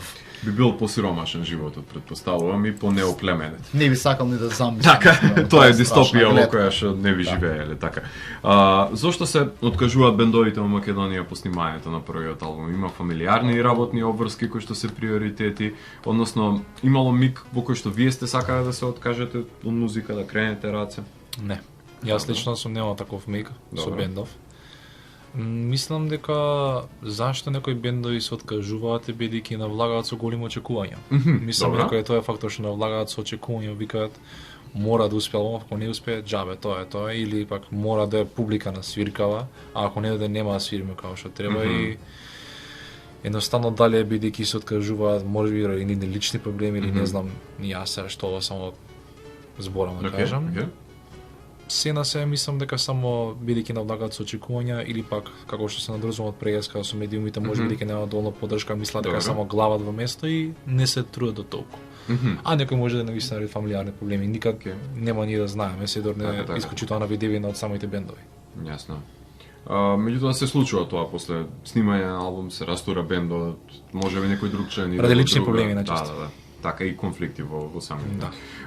Меѓутоа дигиталната ера е олеснување според вас или па тешко се испливува во тоа море на информации и бендови денес што се активни. Кои се придобивките и губитоците при изложување на интернетот на еден бенд? Ја мислам дека без интернетот, без Инстаграм, без Фејсбук, без сите овие социјални медиуми што ги имавме, немаше, може да се испромовираме асално. Да не може грешиш. Така? Грешиш се довршам. Затоа со плакати, со флаери ќе се решиш. На пример, тоа ќе кажам, значи на пример еве за надвор, да, е потешко бидејќи сега ќе ставиш спонзор на Инстаграм и може луѓе од Америка да им искочи песата и да те слушнат. Во тој поглед да, но тука не е тешко бидејќи ќе дадам пример слаткаристика порано без интернет, цела Метрополис арена имаше напунето од 2010 мислам концерт. Значи тоа е без интернет, значи од седиња плакати, интервјуа што се случува порано многу почесто. Видеоспотови се вртеа. Видеоспотови имаше на Skynet, не знам, една емисија топ 10 правеа, значи многу по-развиено беше. Сега да, у тој поглед можеби не бидејќи сега немаме топ 10 на Skynet и толку интервјуа и глупости.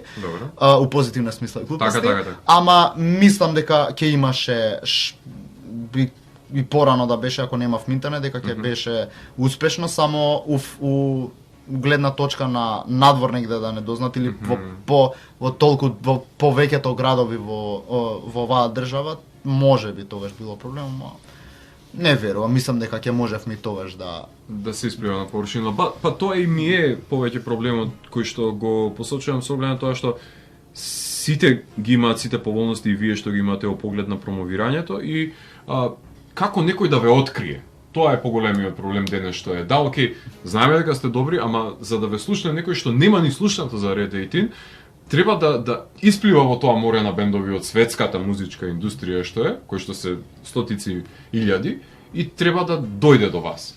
И сите ги користат истите методи кои што и вие ги користите. Сите се со спонсорд линк, сите се со шерирање, сите се со Затоа не се дознаваат толку многу бендови, затоа ние пробуваме да направиме нешто поразлично за кога ќе биде тој буст што и да е, да привлече некое внимание, да не е како другите бендови, бидејќи да, тоа ги гази бендовите бидејќи е истото, сите бендови го прават истото со промовирањето со интернетот и затоа не се дава доволно внимание. Да, знаеш, некој ако има повеќе финансии да пушти по голем постој ќе ги има поголема рич, поголем достап ќе има до пошироката популација и тука младите бендови губат, нели? Во таа борба. Секоја работа, се во животот си има и плюс и минус, значи позитивност и негативност, така да тоа е. А колку па Spotify, Bandcamp, CD Baby, Deezer се од помош за домашните бендови? Искрено мислам ич. Така? Па не знам, сите постираат, еве ние постираме. Значи, луѓето те слушаат на Spotify ако дознаат за тебе, тогаш имаш слушаност. Вака, некој да те дознае од Spotify кај нас да им искочи во плейлист или нешто, не верувам. Значи, ништото, тоа сам да си се испромовираш, па да имаш слушаност. Иначе, некој од Spotify, од Bandcamp да те дознае, посебно од Bandcamp, од такви апликации што не се користат баш, не верувам дека дознаваат луѓе. Океј. Што па се смени кај музичарите кај нас во корона? Колку короната имаше удел во... Се смени тоа што останаа без работа повеќето, повеќе.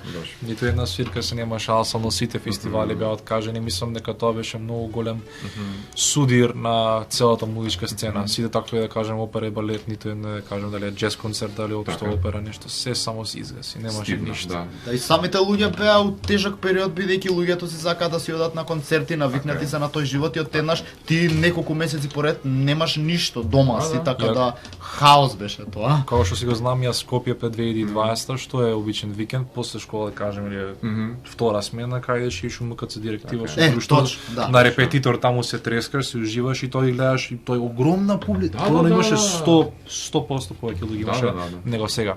И тоа сега баш го гледам, баш на минативе МКЦ свики МКЦ фестивали што беше многу помалку луѓе идат, а тие што идат се, да кажем, и тие исти фаци само подостарени. Многу малку да гледам понови луѓе, порано беше гужва пред, натре, сегде. Океј. Се надеваме кај ќе се поправи тоа со текот на времето и со овие рестрикции. Сега јас сум љубител на музички документарци и DVD концерти на бендови, од нив сум учел за постојањето на музиката.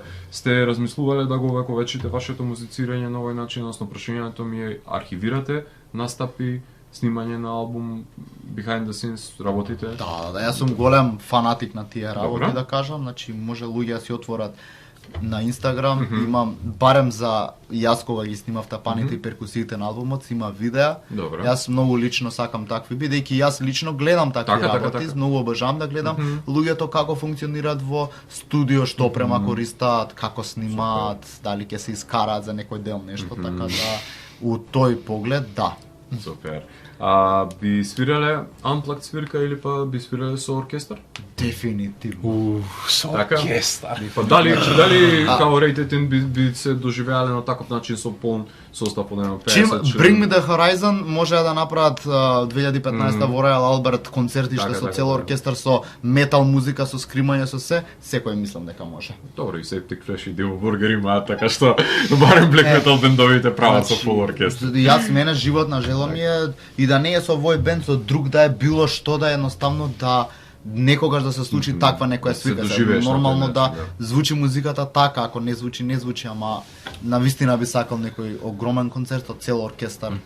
Тоа би било. А во таа stripped down верзија како што викаат американците како unplugged, се замислувате? Тоа мислам дека е можно. Дефинитивно се. Со овој материјал малце лимитирано е тоа, но дефинитивно може да се случаат такви свирки во иднијата со одреден материјал може да го направиме. Ова во линијата на тие MTV Unplugged. Тоа ќе кажам, значи MTV Unplugged се доказа тоа дека Nirvana, Alice in Chains, сите тие бендови што свират гранч, мокни енергични песни можат да ги направат на столчиња да седат и смирено да ги свират. Значи нормално дека би сакале, бар јас лично да направиме некогаш Unplugged. Некоја така затворена, лимитирана, атмосферична. Нема потреба да е цело време толку хектик, може малце посмирено.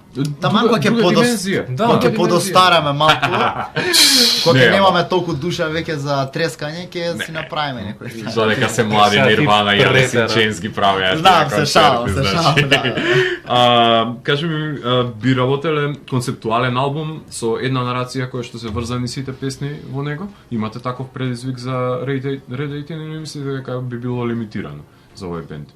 Да се врзани или со една наративна нишка или па да се врзани со една приказна која што би се раскажала на тематско ниво, на лириско. Вака, на пример, да те прашам, да кажем една приказна раскажана преку 7 песни, некој такво сценарио се одвива? Да. King Diamond, Marilyn Manson, би рекој сака што работат концептуални албуми на тој начин. Звучи интересно, немам размислувано, се дори не го поставил. Да, се дори не го поставил прашање, немам баш мислено, но искрено ја би работел на ваква некоја работа. Да има неколку ликови, на пример, кои што некоја приказна поголема која што се обидувате да ја опфатите со сите песни, да. Како што е многу креативен пејач, премногу добри вака лирикс вади сега, така да јас уопште не се сомневам дека може да направи некоја драма, да кажем. Да, баш тоа. Нешто на рок опера ваш. Дефинитивно. Плюс како што може да се движим со тоа што не се лимитираме жанровски баш. А тоа е нужно за една рок опера, така што. Точно, само ќе кажам, сега кога спремавме My Chemical Romance Tribute, бидејќи ја не слушам толку, ама бев сепак дел од проектот Свирав тапани, кога во автобус додека се враќавме назад ми објаснуваа дека The Black Parade албумот е целосно концептуален, дека има приказна цела како како се случува.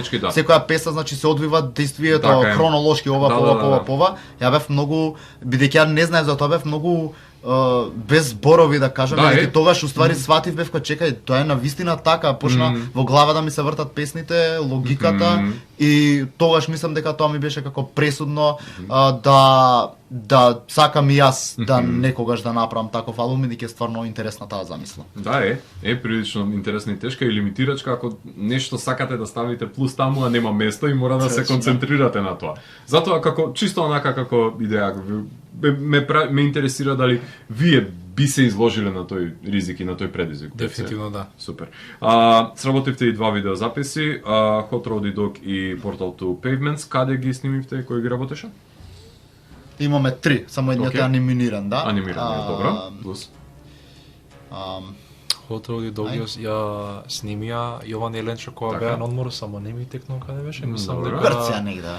Кој е место на Скиатос мислам дека не сум сигурен, но ние снимија. Ќе одат фановите баш на тоа место заради леле тука Јован Еленчо. Да, тука беше гревено, да. Продукцијата на тоа беше доста интересна, пошто имаше многу повеќе материјал и вака сите седнавме да го бираме материјал специфично, така да тоа беше доста интересно што може да правиме со кадрите. Тој спод да Емилија Лазаревска, таа ми е мена другарка од средно, заедно учевме од прва до четврта. И јас им ја предложив, ми реков дечки девојчево монтира супер, значи без проблем може да ни среди, сите се согласија, рекоа супер. Остваривме контакт, нели ја и пишав, кажа вака, Јован све правеше договор со неа бидејќи не он го снимаше, он ги имаше замислено кадрите, го направија спотот, ни го пратија, сите бевме задоволни. Тоа беше тоа за фотороди. Портал Каде што и вие се појавувате, нели? Да, Леона Јарик го смисли како ќе оди спотот. Ние само сакавме да имаме свиречки спот, не знам како се вика, да свириме само, ама она викаве дечки малце е досадна таа идеја, дајте ќе вметнеме плюс идеи, навистина мислам дека добро испадна така, мислам дека стварно ќе беше досадно ако беше само свиречка, така да она и пак Емилија го монтираше спотот, само она Леона беше режисерката, она ги смислуваше кадрите, она снимаше, она приказната, што како ќе се снима све она смислуваше, така да. Одлично. Тоа е тоа. А кој го работеше на мирање?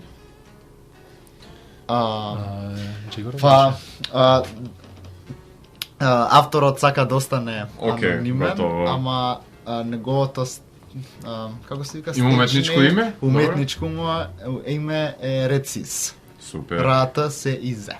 Ако не грешам, Рецис, добро. Големо фала до него, бидејќи сите желби што ги побаравме беа исполнети и навистина бевме задоволни и се уште сме со спотот. Затоа има наголема гледаност. Супер. До спотот ќе да. Така, не до музиката. Добро, Тоа беше вишлички што се вата до мој вишлички, да, што газинјат. Да. Би работеле мерчендайз, мајци, налепници, беџови, торби, размислувате на тоа? Имаме веќе. Веќе го имаме тоа. Имавме торби. Да. Добро. Кажи ако сакаш. Сега јас зборам. Па веќе имаме доста време се мислевме за како ќе правиме, но решивме да направиме нешто, направивме стикерчи, две врсти кои се со самото лого на бендот, а другите со артворкот на албумот, на Radiant Grid. Така. Магичките исто така се движат со тој концепт, има два дизајни, од бело и црно, кај што едното е напред албум логото, назад е артворкот на албумот, така да задоволни сме, доста многу се продадува. Стикери каже дека имаме. Да, имаме стикери, да. Колку ви е важно помислењето на најблиските и колку критиката влијае врз создавањето на материјалот, односно кој е најдобриот и најлошиот коментар кој што сте го слушнале за вас? Најблиските се најискрени. Така. Вака сите се, еве да кажам, сестра ми што ми избореше нешто, например, супер ви е бендов, ама исто така ми кажа, например, нека не се слушаат вокалите и сите вака поеќето кога што ни кажа што дојдете на свиката, подобро и поживо звучувте кога бевте лайв. Што се тоа е факт, многу нормално се стига звучат подобро лайв него ова, но и тоа малце вака ми да време да размислам дека не кажува вокалите не се слушаат таму, или не ми се свија таа песна, таа многу повеќе ми се свија, па од сите добивавме некој си се на се беше позитивно, многу мал број беа што кажеш да некоја така харш критика, некоја си оста критика што да се на се беше позитивно мислење. Така да според мене нема лоши критики, секоја критика е добре дојдена бидејќи тоа те гради како музичар, ти дава да се подобруваш, а најдобро не критика, туку најдобро за пофалба да кажам е некој кој барем за мене лично кој ќе ти каже дека твојата музика му помогнала во тешки денови. Мене тоа кога ќе ми го каже некој, јас ќе бидам најсреќниот музичар на цел свет. Така да тоа е најдобриот. Па сите што пиша на стеј Боженко Тейлор Свифт песна нешто изиграва за бендирање за бивши. Не сум знал за тоа, фала. Така да нема престекна беше. Нема лоши критики. Слободно што сакате кажете. А кој е па најлошиот музички совет кој што сте го добиле како музичари? Свири како што свират другите. Така? Тоа е да, реално како што прават другите. Варно мене не ми текнува моваат што го кажа, дефинитивно не фала. Секој треба да е свој бидејќи што го свирам како другите и овој звучи на овој и што правиме тука. Која е поентата тоа што ти да свириш, нека се свири тоа. Монотони ужасно звучи тоа. Не ќам да сум како другите, затоа правам авторски бенд, да сада сум другите кавери само ќе правев. Така е.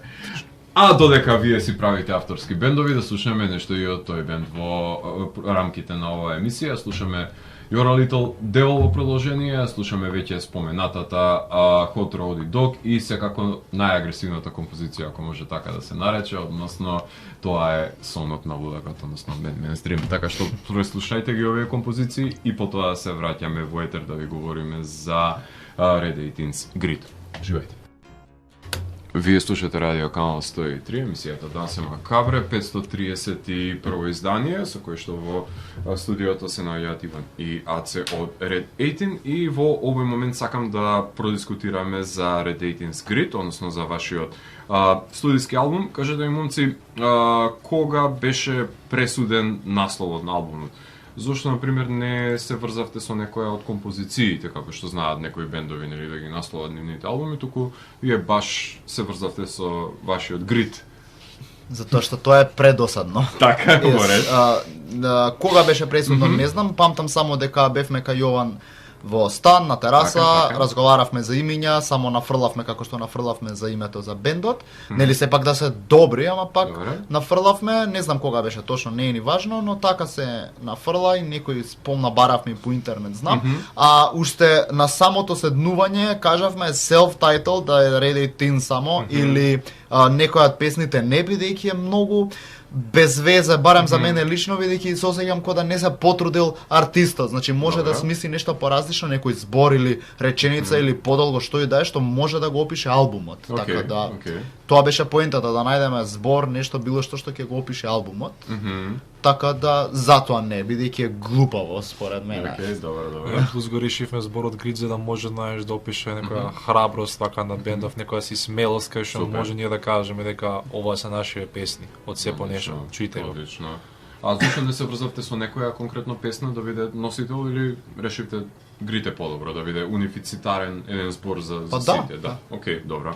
На обивката гледаме две кугли врзани за синџери кои што кршат коски. Затоа прашањето ми е кој го работеше омотот и да ни кажете повеќе за концептот што сте. Гледаме да се потсетиме, да не го заборавиме како ни изгледа. Добро.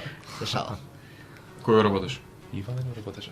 Ива, да. Добро, ајде. Ива Дудол с ним ставам го работеше сето ова и ние повеќе дизајнов имавме и се мислиме што како да биде, се на се ова имавме некоја си представа со што како да биде, но Ива искрено е како да кажам директорот на оваа креација и многу бев изненаден како го напимаше повеќе концепти кај што некои се само наши обични топчиња за куглење како се маат меѓусебно. Не праќаше она неколку работни верзии, неколку и ова беше онако финално тоа. Да, но ова решивме вака баш пошто е голем импакт има кога ќе видиме кршење на коски со две топки на синџери, баш ова заедно со Red 18's Grid, само до значење на зборот Grid. Да, ги објаснува претежно името и песните овој. Плюс убаво е. Убаво е. Странно тоа. Поздрав многу до Ива. Одлично. Дени Крстев, кој работи миксот и мастерот, Јован е снимателот дополнително, на материјалот како што напоменавме, кои аспекти беа истакнати од бендот во самиот микс? Што Дени стави во преден план, а што стави во заден? Па не знам за други бидејќи секој си комуницираше посебно за својот дел. Гледавме да не се мешаме бар за овој албум за звукот, бидејќи секој си го знае својот звук, мене лично.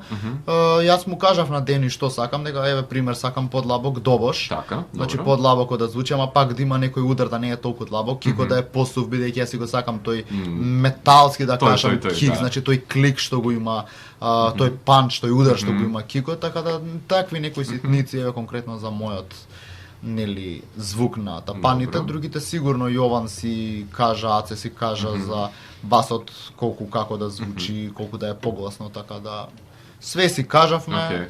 Дени не упати што е подобро, што не е, нели сепак он е продуцент, така да мислам дека го извадивме најдоброто што можеме. Супер, а со гледам тоа што ритам секцијата на бендот е тука, ќе прашам конкретно за Димич дали има простор за повеќе за дупла папуче во овој бенд или па колку има па место за неправилни ритмички делници? Прво за неправилни ритмички ствари јас не сум баш фан. Добро, окей. Тоа може си сакаш за некои луѓе да звучи почудно, не мора да е сакам нешто позезнато да кажам.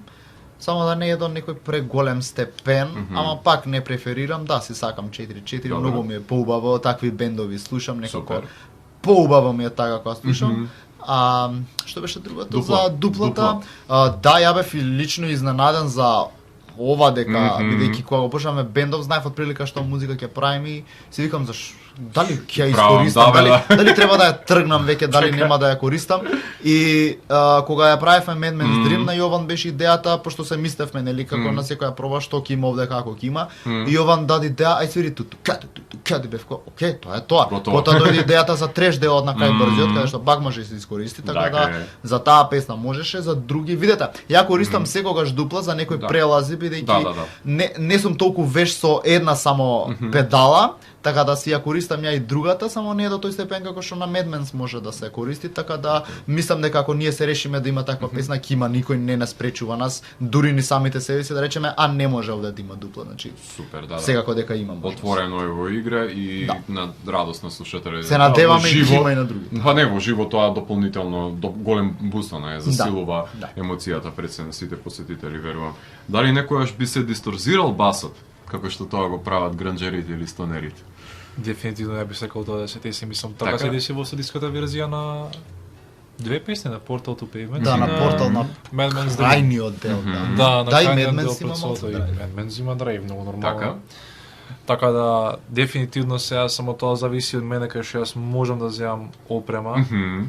Тоа лично зависи од мене, но дефинитивно и за идни студиски работи ќе се дисторзира басот кога ќе дисторзираш и за овој албум. Значи се што би ставил фаз дополнително за да има тежина. Како ќе види сигурно ќе има, да. Како што кажавме на почеток, се би сакале да испробаме, да експериментираме, така да мислам дека што и да не прашате, освен еве off-beats, иако и тоа ништо чудно да влезе, значи се би сакале мислам да пробаме, така да очекувајте дисторзиран бас. Одлично.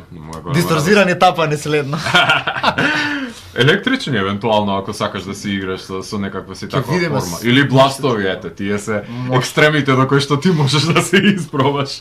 Колку поима простор за сола на тапаните и на басот во овој бенд? Во живо претпоставувам дека е повеќе. Или тоа колку за на албум? Па за бас соло лично само имаше на Hot Rod Dog. Така, добро. Бидејќи многу нормална фанк песна, кога нема бас соло, не е тоа фанк песна. Не е фанк песна, јасно.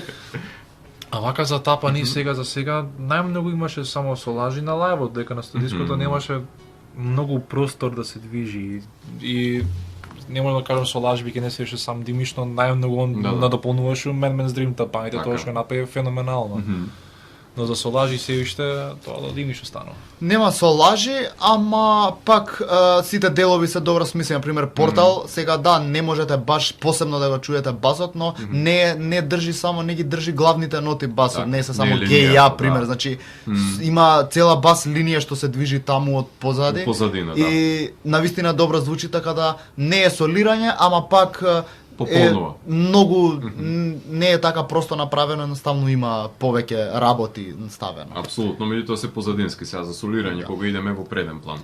Говориме, Имате проблем со балансирање на звукот на двете гитари на свирки, со оглед на тоа што бендови кога имаат две гитари, се случува тоа да секогаш е некој некаде погласен во зависност каква опрема имате од клубовите каде што се свири, сте го имале тој? Немавме баш проблем. Проблемот беше само да си најменија нашиот тон за кога ќе правиме на лајв свирки, но тоа го сеивме за тоа беше најмало нашите проблеми. За гласност многу лесно се реши тоа.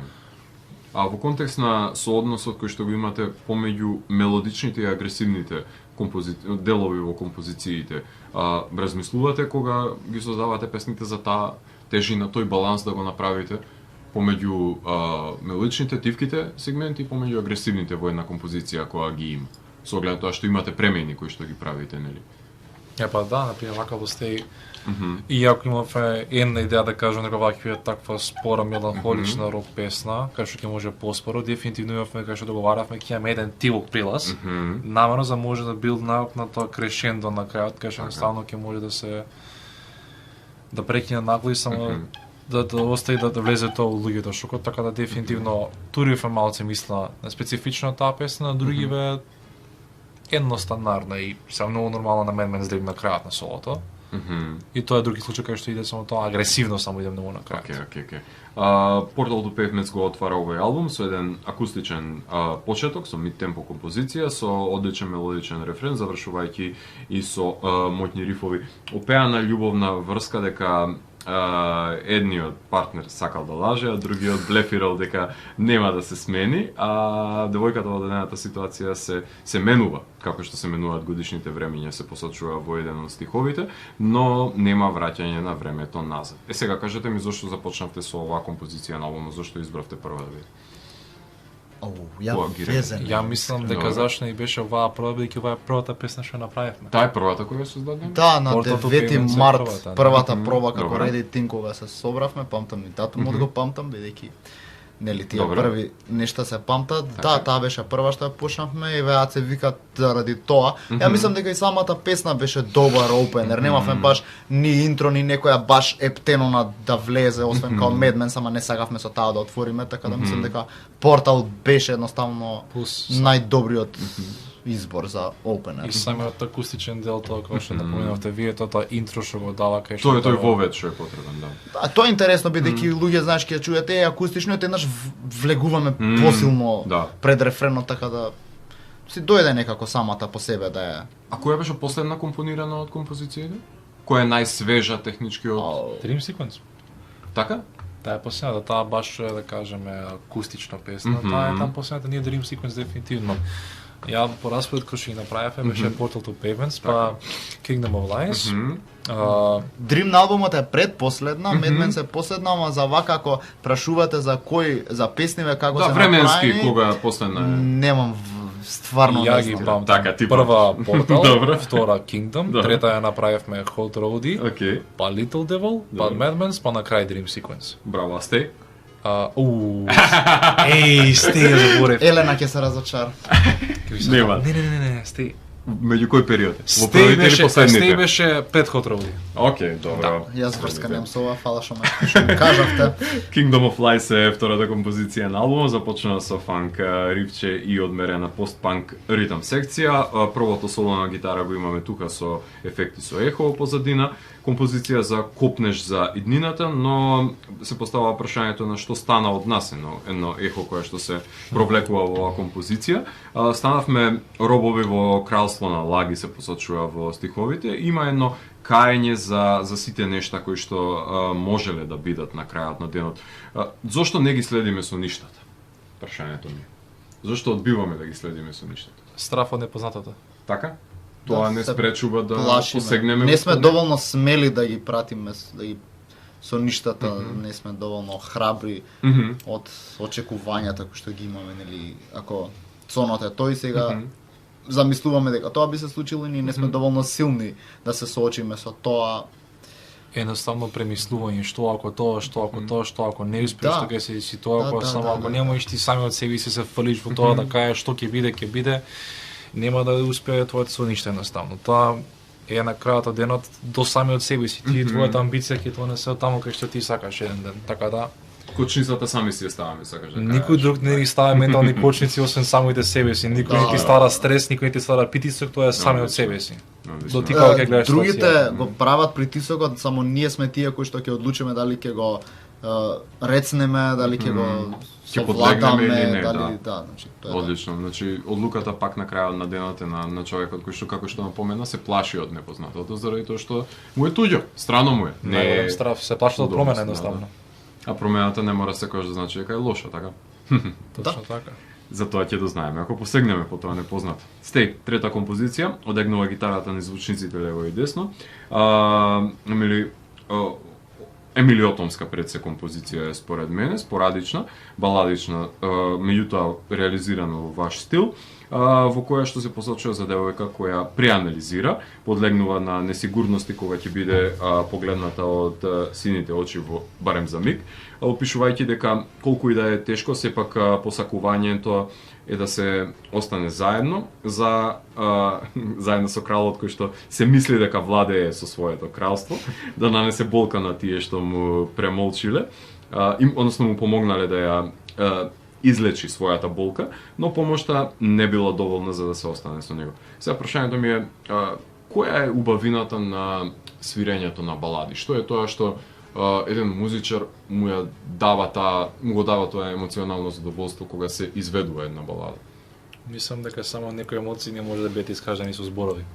Добро. Тоа е вака моја лично мислење, кај што едноставно само некад најбава да го искажеш преку музика. Деки еве да кажеме, може биде специфично љубов за некој си човек, партнер, татко, мајка, било што да кажеме, некој си со роднина, било што. Тоа е само некои си такви работи, дали преку некој си поезија, еве, баладава баш одравме, најубаво да се искаже некој си такви чувства преку ова. Особено за тематиката што вие спомнавте. Супер. You're a Little Devil, четврта композиција на албумот, контрапункт на претходната творба, значи агресивен рок-н-рол рифове и ритам секција која што е нагласена во самите строфи, со гитарско соло и дупла папуча во неа, ако не грешам. Мало ѓаволче кое сите може да ги придобие да го направат тоа што не сакаат, доброволно, да коленичат кралеви, например, греб да прават свештеници, како што се посечува, односно да ги измачуваат другите, најпрво им правејќи ги да се чувствуваат како деца, додека им ги цицат душите, како што се почува стиховите, за на крај да завршат во неговиот кревет со намера да го скршат од користење. Која е привлечноста на овие шармантни манипулатори и зашто се опеани? Чајде да ова тебе и јас. Јас веза немам. Добро, окей. Така да. Што за вас представува ова Little Devil? Песна за мене, како што вие се пишете, тоа што представува. Јас не можам многу да зборам бидејќи пак Елена е таа што го напиша сето, Елена таа што го представи сето, но мислам дека Не, ваше мислење барам. Да, вака моје мислење специфично е тоа што е едноставно нешто друго. Пак тоа што е нешто непознато, кој што луѓе се џиткаат, но не значи дека тоа непознато значи добро. Како што кажат, некоја промена е добра, некоја лоша и така. Ова тие кога се џиткаш по што е несигурно, некои луѓе не сакаат сигурност, се сакаат таа несигурност, па се доведува овакви ситуации, овакви песни, овакви тој ризик, тој опасноста. Да, што ако тоа и на некои луѓе им е тоа атрактивно. Супер, ама некој поразително ќе биде тој греб што ќе го направи свештеникот, така. После тоа ужаса. Супер, Hot Rod Dog е петата композиција, каде што имаме бранови, една ритам секција имаме каде што е започнува со тој funky groove, која што се дополнува самото гитарче. Имаме еден убав нагласен премин на бас линијата пред последниот рефрен, таму доаѓа до израз. Во самата лирика имаме Бони и Клајд кои што си прават утрински прошајки додека сонцето е на хоризонтот, трагајќи по светот, збирајќи нови спомени, односно патот е опишан како свој дом. Сега, каде се крие таа слобода во патувањето? Зошто патот ја крие според вас таа либерализација? Што е тоа што променувањето на местото каде што сте ви ја дава таа слобода? Каква потрага е тоа? Нови искуства. Кога си на пат имаш нови искуства, нови хоризонти, нови луѓе, значи патот е одмак да кажам како синоним според мене за нешто ново, значи. Сега кога одиш на нова дестинација, кога одиш на истата, ја знаеш, иако и додиш на истата дестинација, истите нови работи може да се случат, така да тоа е претежно патот, нешто ново, нешто бегање од оваа реалност во која што си, каде што си, од оваа конкретна ситуација, некоја промена е патот, така да. А ипак во песна се збори за тоа Bonnie and Clyde, мислам дека патувањето со одреден човек без разлика која е дестинацијата го прави тоа што е таа авантура, искуства со тој човек. Супер. Без разлика што. Да. Каде се патува. Да. Целта е патувањето, а не дестинацијата во оваа ситуација. Dream Sequence е шестата композиција, уште една баладична творба која што започнува оркестрално, молтене, една акустична балада, каде што сонувачите може да се разбудат ако има некој да остане покрај нив. Сон за тој што си сакал да бидеш, односно сон за украдената кукла на Марија, како што се посочува. Односно, зашто се трага по соништата, а не по сонувачите во оваа песна? Како што напоменува стихот. Ова се тешките прашања на емисијата, да е подготвен. Потешки се бидејќи не се наши текстовите, Претпоставам сте дискутирале сепак. Не знаеме, па колку толку, претежно Добро. ја секогаш оставам тие што си ги пишуваат текстовите да си ги напишат, Фер. никогаш не ќе да им се мешам бидејќи тие се Фер. нивните сваќања, нивните чувства, Така. така да Мислам тоа е дека тоа. се трага по соништата полесно лично моje мислење, бидејќи соништата се таму, не ти бегаат, дека Сонувачите сонувачите. може да избегаат, така? Може да се Да, заменат. соништата се едни што ти сеат во твојата глава и не мрдаат од нигде, дека сонувачите тоа е вон твоја контрола. Ми е тоа прекрасен е тој стих каде што не е важно што сонуваш, туку со кого се боиш. Повеќе тоа мислам дека е Бога ми, преден да. дел. Ова творба. Mad Men's Dream до затвора овој албум. Знаеме што доаѓа по секоја балада кај вас. Најагресивната композиција ја чувате за крај.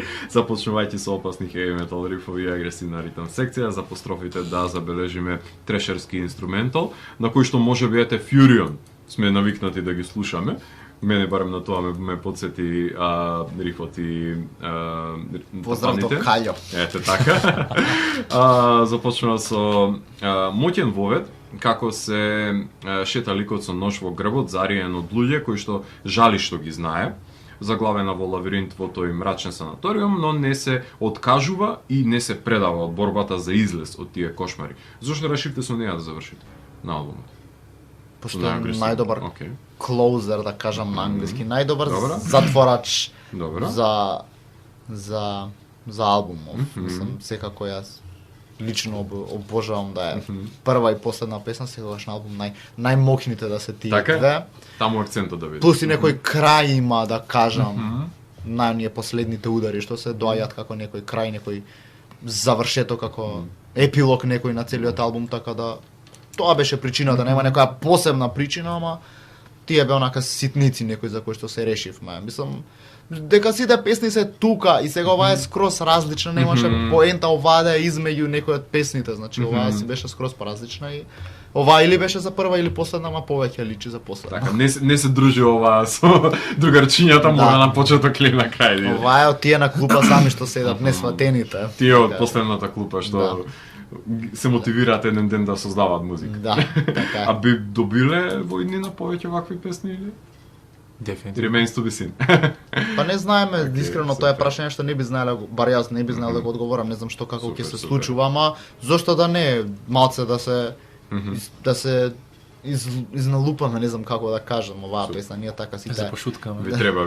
да гневот да го бас, истуриме малце убаво да си свириме. 27 прилика минути трае албумот и тоа како е слушлив, имаше прашањето ми е песни кои што не ви беа комплетирани или поради друга причина не ги снимивте на албумот, не сметавте дека се доволно зрели за да се на него имаше вишок материјал кој што се работеше во овој период, а не заврши или?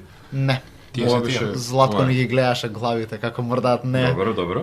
на полат прашањата. Океј. Ама да, немаше тие беа, значи песните, ние дури планиравме помалку песни, нашата прва идеја беше EP да извадиме. Океј, добро. Ама некако бевме како дај бе дечки, зошто да не еден албум да пуштиме она малце посериозно да излеземе и така се додада уште плюс две песни, мислам, не знам Супер. ни кои беа ни како беа, ама да тие беа сите песни, немаше плюс некоја што ја оставивме, така да тој се материјалот ги направивме. Супер. Тоа е тоа. Сега прашањето ми е хиперпродуктивноста знае да биде погубна за некој од бендовите. Постои можност да заглават во собствена формула која што имаат направено, да свират по ист терк, затоа што нели им е удобно и тоа знаат да го прават. Постои страв дека ќе станете репетитивни на самите на себе си? Не, ја мислам дека не постои страв, бидејќи сите, како што напоменавте вие преска, мислам дека секој член во бендов е на посебен начин уникатен, кај што сите ќе донесеме некоја си нова формула Добро. од наши смислење, кај што ќе може да направиме нешто посебно. Така да, јас не се плашам од монотонија. Целата поента на бендов е да не бидеме монотони. Супер. Колку поразлична музика слушаме, толку поразлично ќе биде, бидејќи јас се сигурно во наредниот албум EP што и да ќе внесам нешто од нов бенд што сум го дознал, така Одлично. да колку слушаме поразлично, толку поразлична ќе биде музиката. И ќе се видоизменува тоа што го знаеме под Да, редејте. ако заглавиме на истите бендови од пред неколку години, тогаш да може да заглавиме во монотонност, вака нема шанси. Супер. Има уште простор во музиката за пронаоѓање на нов пристап, за свежо гледиште, за тоа неистражено, барем кај вас? За потрага по недопреното? Нормално. Или се е кажано во музиката? Не, никогаш нема така да е. биде се Добре. каже. Но Никогаш. дури истите теми да се повторуваат, пак две песни со иста тема, пак едниот ќе каже нешто поразлично, така да не. Добре. А што е па благодет, а што е казна да се твори во Скопје? Не па, мислам дека казна да се твори по Скопје, uz самото тоа што сме во Скопје, да кажем, што ги имаме сите тие лимитирани извори кај што ние може да за проширување. Аха, Мада да ве прашам вака како мислите за казна од продукцијски аспект или Не, општо Едноставно мислам. како бенд што фигурира тука. Казна у Скопје, како што споменавме преска, местата за свирење. Добро, супер. Да. А што е предноста да се свири во Скопје? Да се постои како бенд во Скопје. Поддршката што ја добиваш од луѓето, што Одлично. ќе ти кога ќе ти пишат еј дечки супер е песнава вака така, било што, некој коментар, па луѓето што ќе ги видиш на свирка што ќе ти дојдат, па срекни си заминале, па ќе чуеш од други луѓе дека други луѓе биле задоволни, значи ја онака само си се по дома и не занадува басистот Андри ми пише и ми вика ова што ти е Hot Rod Reduction напред пошто од басист на басиста, а лалда ти е цела песна, така. ти ја газиш, ако го слушам тоа наш, викам фала ти пријатно, ако слушаш Андри, поздрав. Да, тоа е доброто у Скопје што лично може луѓето ти го кажат тоа, значи во фаца Така. сега да свириме некаде надвор и некој да пише или нема веза и од друг град, не истото ко некој во живо кога ќе дојде и дечки супер ви е музикава, бла бла бла, така да тоа е доброто за Скопје. А со што најмногу се гордеете со Red 18 досега? Јас Што лично сте за најмногу? тоа што за разлика од други бендови, за многу брзо време склопивме албум. Значи за 6 Супер. месеци го склопивме и го Супер. снимивме албум од бендови, по 3-4 години постојат и не прават албум, се влечка. Да, така да. јас сум најгор за тоа. А и добро звучи, општо и песните и продукцијата, ама тоа значи за 6 месеци направени песни, снимени, извадена за 7, мислам дека беше од март, Одлично. значи тоа е тоа. Како моје прво искуство со работење со авторски бенд, јас сум горд на самиот факт што создавам авторски дела. А исто така тоа што напомена Димиш, што навистина работиме сериозно на брзо темпо за да создадеме нешто асално, да не бидеме монотони. Така. А што би очекувале во иднината да се случува со музичката индустрија на светски план?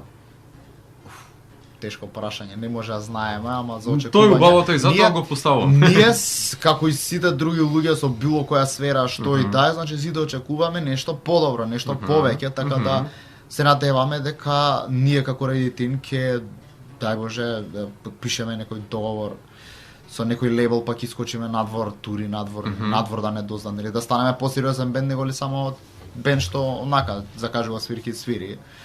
Добро. Општо повеќе да има медиуми, да нема љубомора, значи То. една утопија. Секој музичар што ќе ја сака, сите посакуваме да се оствари, така да тоа е. Супер. А како се обидувате да бидете подобра личност? Што најмногу мразите кај себе си? Односно, како го вадите најдоброто од себе си во површина? Не знам дали го бадам. Треба другите. Добро, Не окей. знам искрено. Како се обидуваш пред се да го извадиш? Па со тоа што гледам од грешките, учам, нели ќе направам нешто, пријателите ќе ми кажат што сум сгрешил како и гледам да не се повтори тоа, да научам од тоа. Добро. Која особина која што имаш карактерна, најмногу си ја мразиш? Онака? Што ти иде на нерви кај себе си прашањето повеќе ми е. Си кажеш, ова да не го направев, да не го правев, ќе бев подобро. На време Одеш. што не се поправам кога некој, бидејќи има моменти кога некој ќе ме опомене и едноставно не сум го поправил тоа и така имам изгубено блиски луѓе кои што ми значеле, не ми се повеќе И пријатели. Да, окей. И Заради јас тоа. лично што некад премногу верба давам јас на луѓе. Добро. Тоа ми е мене некад грешка. И за некои работи тоа да не се откажуваш од некои специфични работи, тоа би кажал дека ми е добра карактеристика, Супер. но за луѓе некад имаш упорност кон човек кој што да кажем и ти да му пружиш рака и он вика не бе остеме сам ќе станеме пак да и ти пак да му пружиш и само се ставаш во едно вртење и полудуваш ти да му пробаш да му помогнеш некој кој што нека твоја помош, па тоа некад ни е мене проблематично. Така, нема реципроцитет во тоа. Што не се откажувам, а да гледаме се поправам тоа, да бидам посебичен. Окей, а па што најмногу ве лимитира и како се обидувате да го надминете тоа ограничување? Каков аспект не лимитира? Лимитира во поглед на да се истакнете себе си како подобар музичар, на пример. Или како подобра личност? Каде гледате лимитација? Едноставно, вака лично, може би бидејќи сум окупирани со самиот живот, бидејќи факултет, па Добро. многу повеќе други аспекти, курс, учење, студирање, сите тие работи, може тоа да ме лимитира временски, некад да не се посветувам, но не е нешто што би кажало би ме сопрело од создавање музика или да се грижам за бендот или за такви работи, да се грижам за како образ, како бизнис, како работа, така да не е нешто критично, туку мала замерка едноставно. Добре, окей. Имате некоја зацртана артистичка цел која што сакате да ја реализирате со Red 18 во иднина, која што досега не сте имале можност? Тоа што кажав, да подпишеме со некој лейбл и да одиме на тури, значи надвор да ни се слуша музиката, да имаме стално, константно свирање, тоа ми е мене желбата, да сегде Америка, Европа. Универзално разбирливо е со оглед на тоа што на англиски се пее, така што во Па сите да, и тоа ни е држави се- плюс кај нас малку, бидејќи може би имаме некоја надеж повеќе, бар јас за тоа што се на англиски песните, па може да допре до повеќе, така да тоа и секако како што кажав да правиме добра музика и некој да дојде да ми каже дека мојата музика му помогнала. Значи тоа мене ми е сона. Значи мене не ми требаат ниту награди, ниту ништо такви глупости. Мене наградата ми е некој ако дојде ако ми каже дека мојата музика му помогнала во тешки денови или во добри го насмеала било што. Супер. Сайт проекти. Имате надвор од Red 18 што создавате музика?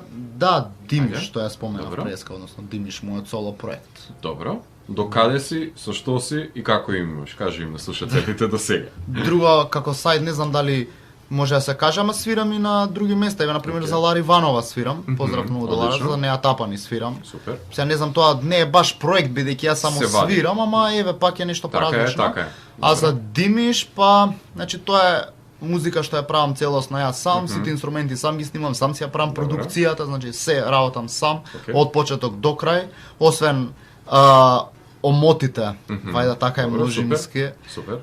Омотите Обвивките? ги работат други обвивки, да, Така. обвивките ги работат други, бидејќи јас немам баш око за тоа искрено. Може да имам некоја идеја, некоја слика да ја видам нешто, ама пак финалното е од други направено. Супер. Јас не правам се, значи тоа е и до каде сум, па вадам колку што можам почесто материјал за да има, за да слушаат луѓе, за јас да си помагам на себе си, бидејќи како што кажав, кога правам музика си помагам на себе си. Одлично, и си ги концепираш по EP изданија повеќето, ги Сега врзуваш за сега, некако. да, полесно е така, Да. бар мене лично ми е бидејќи плюс често правам материјал, сега нема поента стално да вадам албуми, плюс е полесно, ја преферирам да слушам пократки изданија, Так. така до 4-5 максимум 6 песни кои што Да, да, траат да. некои 20 минути максимум, па се надевам некогаш и албум ќе има. Супер, одлично. Која би била најнеочекуваната песна во ваша омилена плейлиста за која што луѓето не би се зачудиле дека ја имате? Кога слушате музика, која не би очекувале таа песна да имате на некоја плейлиста ваша? Која би била таа која што би рекле, еј, ова го слушаш ти? Као, би ги збунили од тоа што го знаат. Зима Вивалди. Добро, окей, ете, готово. Ја не знам искрено. Се слушам ја разно, не знам. Така, не би ги Може збунил некој трап ништо. артист, XXS Така? Tentacion, Lil Peep, Така, мене ми се супер. од средношколски денови артисти кои што исто така ми имаат инспирирано за музиката што ја правам, така да може би тоа не е толку чудно, ама пак за музиката што знаат луѓе дека ја слушам, да, може би им било чудно дека тие два артисти ги слушам. Ја и Димиш го слушам. Тоа не е чудно. Тоа не е чудно. Го слушаш и кога свирите заедно. Нема врска, ја на само време си го слушам. Одлично, и така и треба. Респект. Така и треба. Сите си го слушаме по дома. Што е последно што сте прочитале, слушнале и погледнате? Да промовирате албум последно што сте слушнале, литература, филм, серија? Вака гледам нека периодов, доста артисти заедно сега си пуштија нов албум, почнуваат со сингли, пак ја пушта цел нов албум, а исто така и Виктор Захариев сега пушти една песна која што јас се слушнав и ја бев потресен кога чув, тоа беше навистина феноменално нешто и алал до мојот човек. Вака за други работи не многу. Океј. Окупиран сум се, не се замарам со филмови нешто. Добро, океј. Добро. Имаш? Еве да поварам. Ајде, што вика плейлиста? Посебно нешто што прочитав, Ајде, добро. океј. сите, мислам дека книгата се викаше Сите стравови на светот. Само не знам од кој автор беше, Добро. ама сега ќе поварам. Ајде. Аха, еве, Сите стравови на светот. Само секунда, значи тоа е таква крими мистерија книга, бидејќи ја многу сакам да читам такви книги од Алекс Финлей. Океј, добро. Значи летово ја прочитав, од тогаш мислам дека немам ништо прочитано, што е лошо за мене бидејќи знам да си читам, ама не сум имал време, не е ни важно, значи таа книга мене ми се свиѓа, сакам мистерии, драми, трилери, такви некои глупости. Не се глупости. Да, у позитивна смисла. Жанровска литература. За слушање, пред скоро дознав еден нов бенд што се вика Flyleaf. Добро. Што свират некои поп-панк, само малце така побрзи, понапорни за песните. Добро.